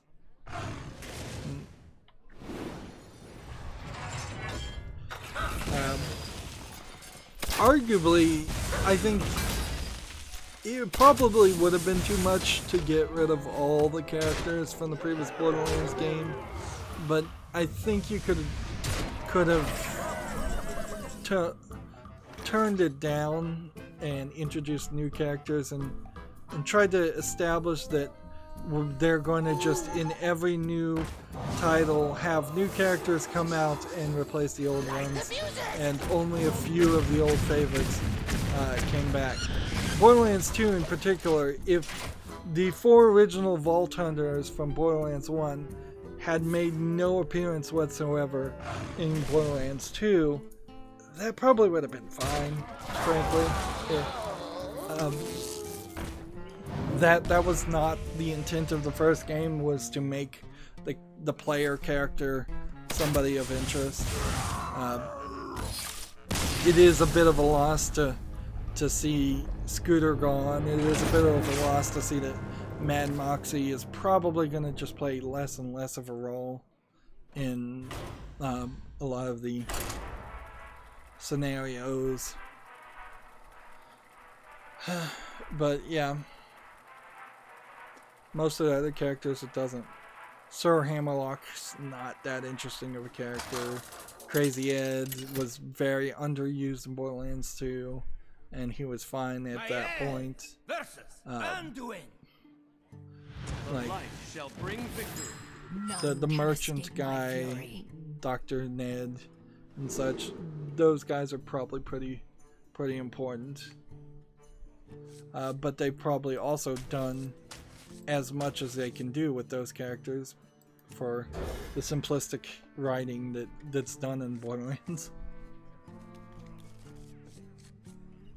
Tiny Tina is going to be a little bit more grown up, so there's a potential that she's less fun. Like, every line of dialogue you add to Tiny Tina is probably going to impart the nostalgia for when Tiny Tina first showed up.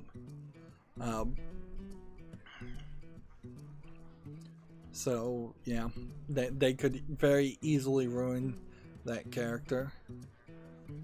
I definitely don't think there's a need to bring back any of the characters that were playable in Borderlands 2. Like, if the Necromancer character shows up, that was added later DLC characters that very few people would have played. The pirate lady from one of the expansions probably not coming back, although she would be kind of fun if she did. Same is true for almost every bit of DLC. Every DLC had an interesting character or two that probably won't make a comeback, or maybe they will, and there'll be basically no new characters in Borderlands 3, which would also be something to complain about. It's an extremely delicate balance, frankly.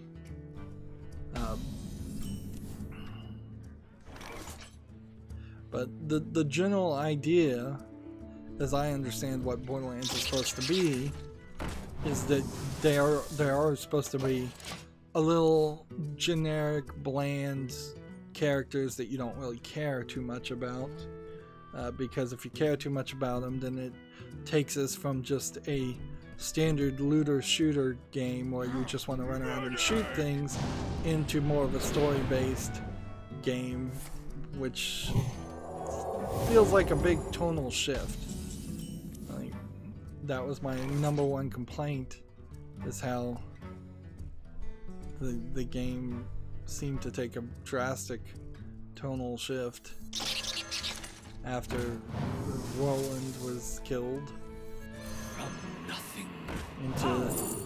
into a much more serious experience. Moving on, TechRaptor has an article, Staxel review under construction. I don't know what Staxel is. It looks like it might be a Minecraft mod clone style game. I suspect this is not going to be rated well. It's 5.5 out of 10. Staxel has some solid fundamentals, but it doesn't feel like a flashed out finished game. Yeah, I don't think there's anything more that needs to be really said about that though. Clearly it's just a Minecraft clone. And yeah, I don't think that there's enough there.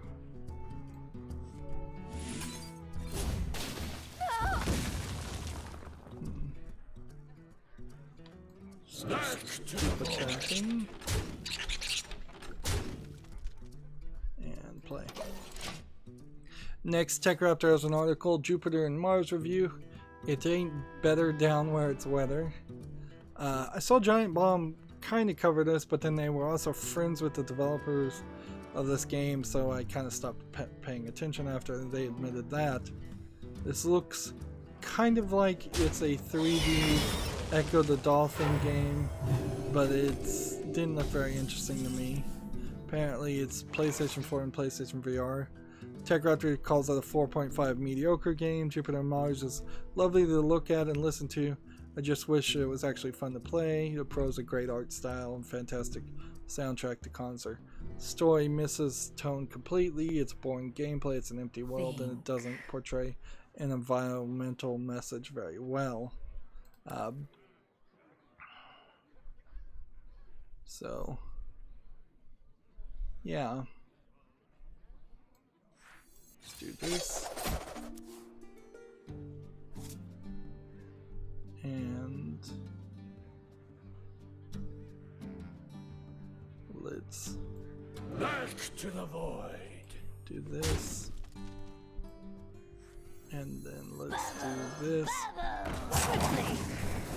And do this. I was gonna do that more.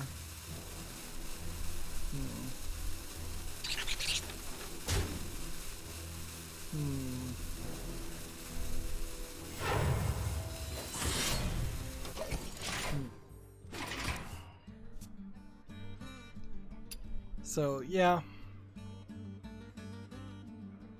it's odd when you look at something like Jupiter and Mars and realize that still, even in 2019, there can be these just kind of failed projects. We ran out of money style projects that come out and don't really stand a chance at being successful at all.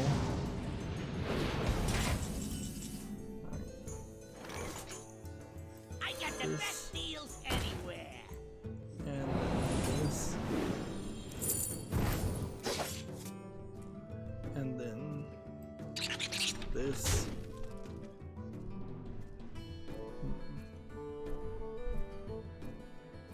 And then Justice is kill mine. GameIndustry.biz has an article. Risk of Rain 2 sold 1 million units in a month on early access. Hoppo Games' sequel reached a milestone 5 times quicker than Risk of Rain 1, its predecessor.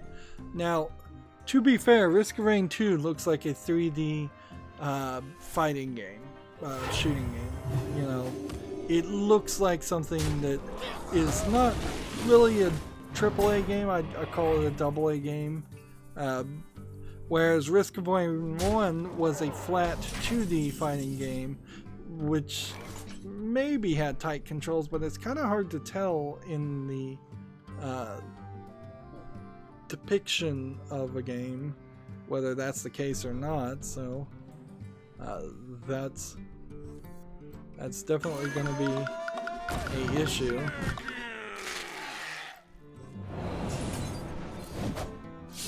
Kill this. And then hit this. And then let's hit this.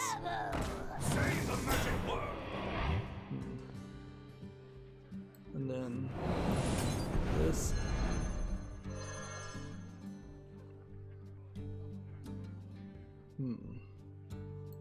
Justice is mine. I should have hit that. Quickly. That was a mistake. Well, what's this guy gonna do? There we go. So there's a point here to say that yeah, if you make a 2D platforming fighting game like Risk Away 1, it is probably only going to get 1/5 of the sales and catch 1/5 of the player's eyes compared to making a 3D game, which is what people expect to see if you're trying to sell something at a, you know, AAA price and or something that looks like it's actually going to be a AAA quality product. Ha, this guy's toast. I'm up to no good. Me too. We have Level by Level Gaming on the chat saying hello, hello again.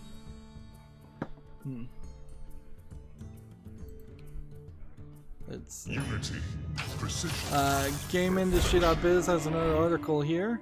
Phoenix Games' first acquisition is the UK developer Well Played Games. So this Leamington Spa being a city-based team of Exient devs, EXINT, has joined the international group of games firms led by fellow games founder Klaus Kirsten. This is a lot of European and UK names.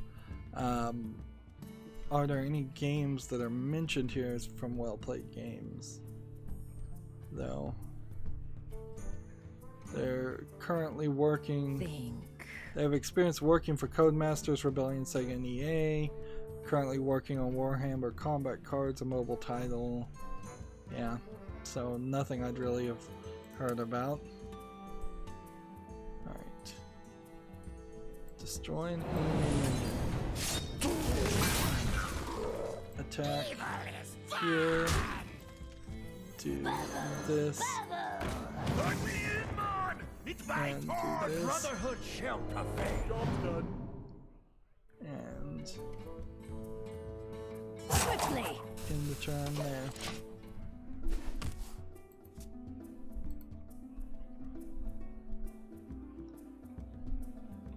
Next we have a game on Steam called Neon Beats, which is a low effort black and white, you know, platforming, jumping, Super Meat Boy style game. Frame. It's free to play, so I guess the price is right, but yeah, I've seen hundreds of games like this. I've seen hundreds of games that look better than this visually, and yeah, none of those have impressed me, so why would this one?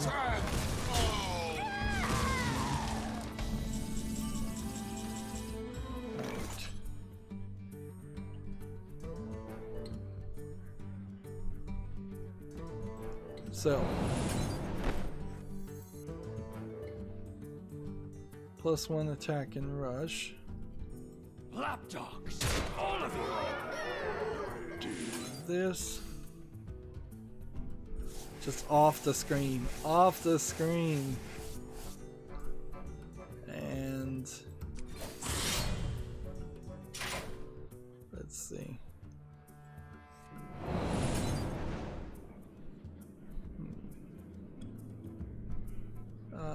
This. Justice is mine. This. Do I want more power or do I want a +1/+1 plus rush?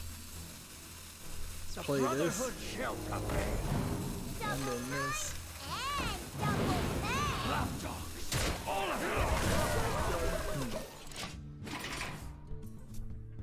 Let's see. Gamatsu has an article here. Werewolf game Genosia for PS Vita launches in late May and early June in Japan.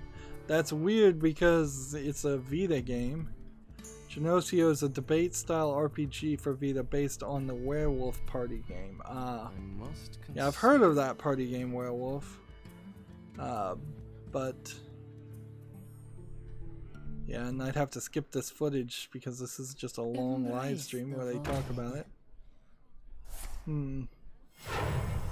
Well, if that's coming to Japan, I really don't have a clue how popular those type of games would be, party games, and since a debate style game in Japan sounds like something that would not be very popular, quite frankly, because Japanese people very much in their culture are not into debating or arguing anything, even in a political field.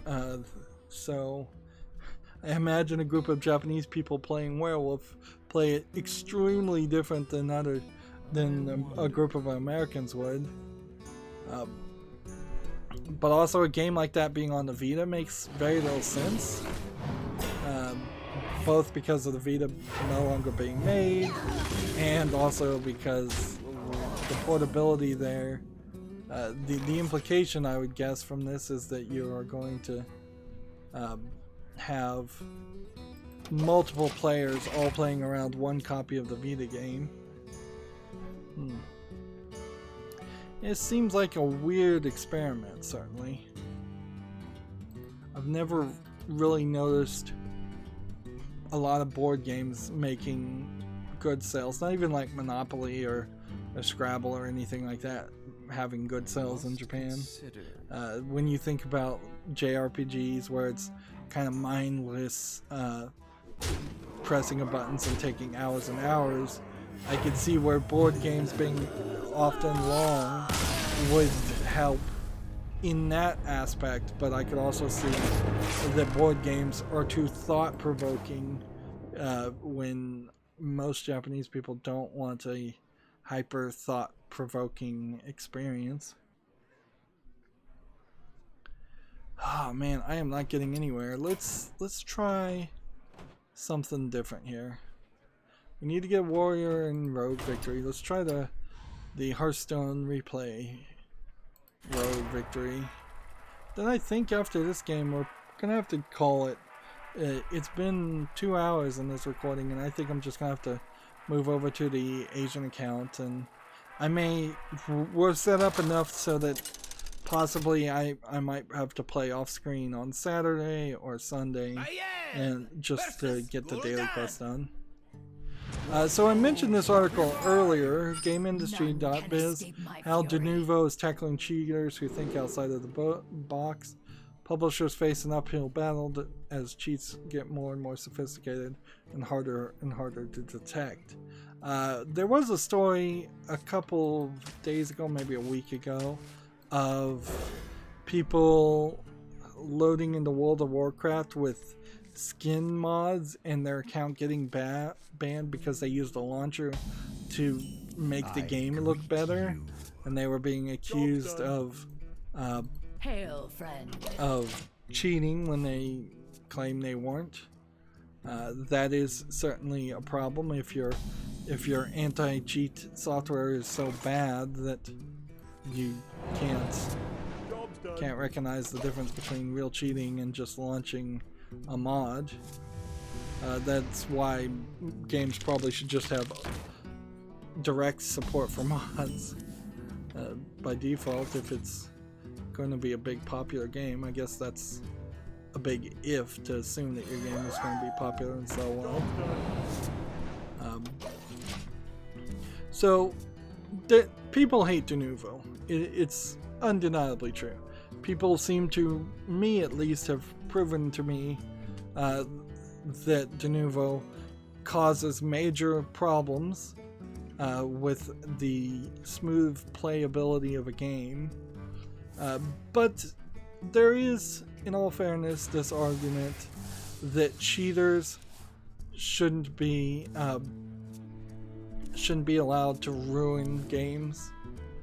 However, I think this argument's probably a little facetious because I've never really known Denuvo to claim that it was really stopping cheaters. It, to me, has always claimed itself to be an anti-tamper software in specific to stop people from tampering with the digital rights management, aka stealing the game and cracking it and not owning a legitimate right to play the game, legally speaking at least. So Denuvo trying this new approach on GameIndustry.biz, this self-promoting basic advertisement, falls kind of on deaf ears. I don't think there's much Denuvo could do to improve its standing with the video game community other than stop releasing software that causes trouble. There are other forms of DRM that do not get into anywhere close as much trouble with the community, with the gaming community, as Denuvo does. Like Steam itself has DRM in it. Steam itself is DRM. Nobody complains that a game is on Steam or that games on Steam run worse than the games outside of Steam. There's plenty of other little DRMs. Battle.net is in what we're using on Hearthstone right now. In part, Battle.net is DRM. I wonder. Nobody complains that running games on Battle.net would run better without Battle.net integration. Maybe they would, but it's kind of hard to even make that argument since they're exclusives. It's only Denuvo in particular that people have had complaints about. Furthermore, Denuvo consistently gets cracked very early in the release. It can't even guarantee 3 months, let alone 3 weeks of anti-crackability. So and anybody who is not willing to pay for the game knows that, so there's not been a lot of incidences of a game being uncrackable for extremely long amounts of time.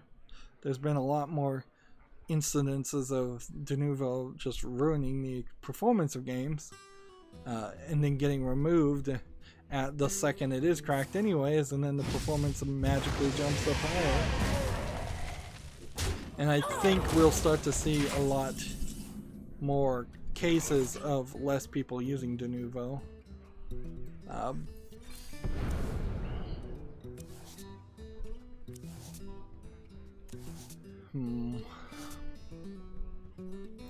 Justice is mine.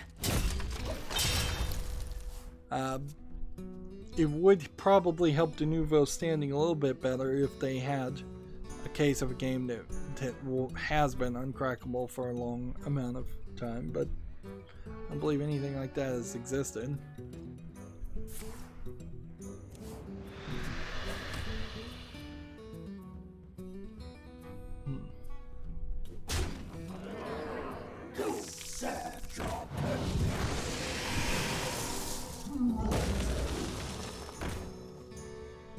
My hand is full.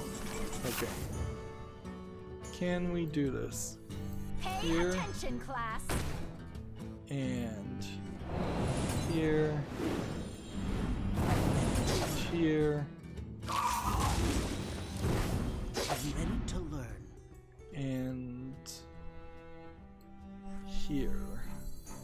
The Brotherhood shall prevail. Job done. There we go. Next we have a game on Steam called Wolf's Fury, which looks like it's just a beat 'em up game. Platforming. Not even a platforming, just beat 'em up. It doesn't look very visually appealing to me. It's $12.99 with no discount, which is particularly expensive with a third-party end-user license agreement. Yeah, I don't think I want that. on the fall list, so I don't think anything more needs to be said about that. Gamma Sutra has an article here. Activision Blizzard quarterly revenues take a dip, so no surprise there, but Activision Blizzard's not making money, and they're using the GAAP, the generally acceptable accounting procedure, which is basically just fraud that all companies have started using, where it's not actually accounting anything. They're saying that this is the beginning of a rebuilding year for Activision Blizzard. I wouldn't be surprised if this is the beginning of the end for Activision Blizzard, quite frankly. Let's see. Swap this minion with a minion in your deck. Does that do anything?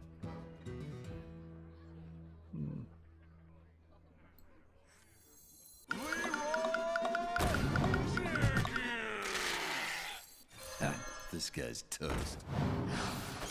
Time's up. Let's do this. Alright.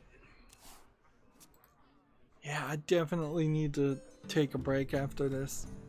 So this will be the last game, and then we'll move over to the European account. And I need to take a bit of a break and try and wake up. Man, I'm just half asleep. TechRaptor has an article. The Legend of Heroes Trails of Cold Steel 2 is coming to the PS4 next month. I feel like this has been announced already, so this might just be TechRaptor catching up.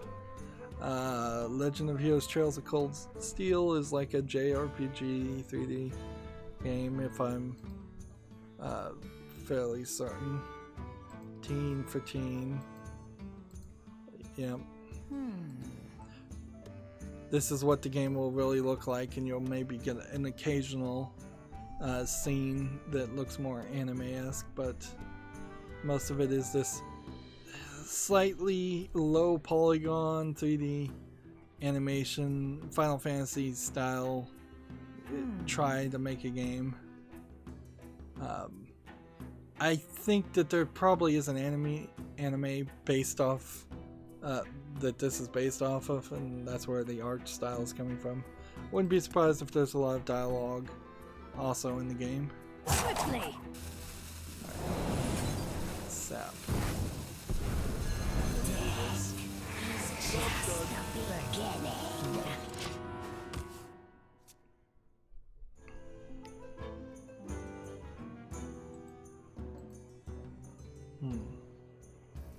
This next story is a little surprising.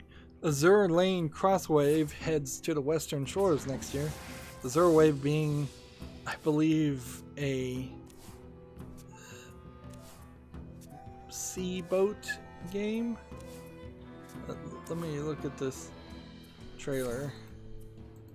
I don't think it's a visual novel or anything. I think it's human personification of boats.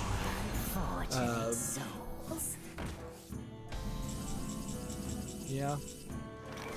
Seems like this is on the water, so water games in general not that interesting. So this might not be particularly a good game. But also it definitely feels like a game that you wouldn't have expected was going to make it to the West at all. It's a mobile game. It mixes historical ships personified into cute girls and the side-scrolling action. Yeah, I was not expecting that one to get ported. But it's nice to see things get ported, certainly. There's really no reason to not want everything to be ported, if you can get away with that. Hold it! Job's done.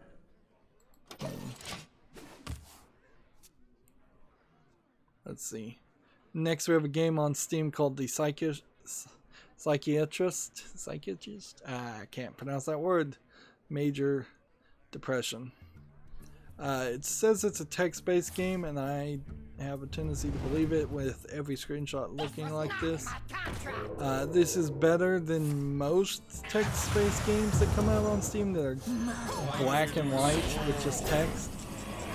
But yeah, this is the kind of game that if I was even interested in playing it, which I'm not, it would require more reading than probably a standard visual novel, even if it claims to be a short game. Psychiatrist? Yep, psychiatrist. I can't pronounce it right now. I can pronounce it sometimes, certainly. Just, it slipped my tongue. Discover spell from another class. Explosive trap. Discover 7 cost, 6 cost minion. I'll take that.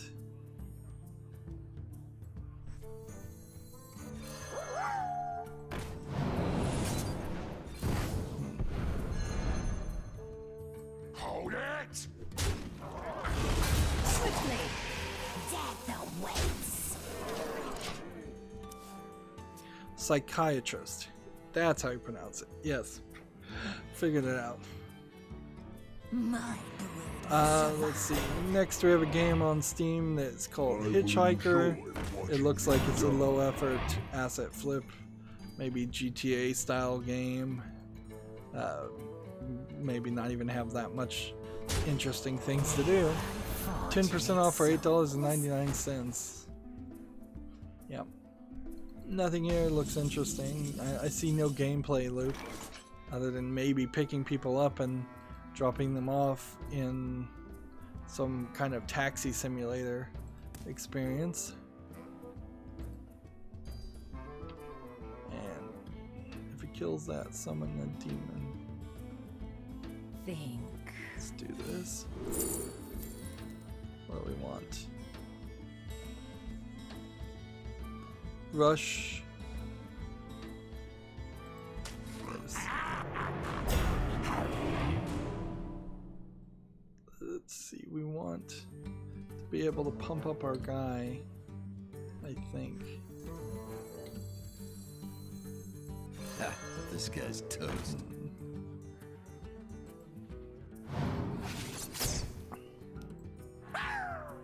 Quickly. Let's hit that one. That one. Remember the sun will. Hit that. In the turn.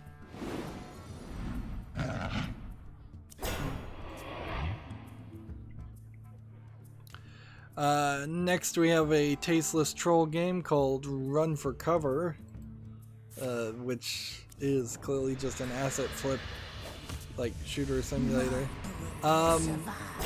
This is another kind of game that probably should be looked at and flagged before it got on the Steam, certainly. 10% off for $13.49. Yeah, that's definitely not something that I think would be good for the gaming industry if people found out that it existed. But so don't be surprised if you hear a bunch of usually uninterested in video game sites cover and talk about that game. Let's do this. Why do you fall? The light protects me. That means you win. There we go. And finally, we have a game called Planet Nomads, which is already mixed, so I don't have to really put that on the follow list. This doesn't look terrible, but it probably is just an asset flip game, or create your own construction style game where it has really no reason to play. $15.99 discounted, so it's not free to play. Let's see if we can see some of the negative reviews on here. A sadly promising game that failed to live up to its potential due to the lack of funding. If the Kickstarter had happened a year or two earlier, the game would have been great placement. Now, instead, the game has been pulled out of early access in a mostly unfinished state, lacking any meaningful content, which is often the case for early access game and Kickstarter games. So yeah, another failed attempt. Okay. So here we are. We've been going for 2 hours now, and we're still on the main America's account. I'm going to end this recording here and then take like a 20-minute break possibly and try to wake up and do some jumping jacks type thing. And then we'll start on the European account. We've still got plenty of news and plenty of gameplay of Hearthstone for what is setting itself up to be a very long Friday stream. That's going to be it for this recording though. As always, I ask you to like, share, subscribe, comment, and watch every second of my videos.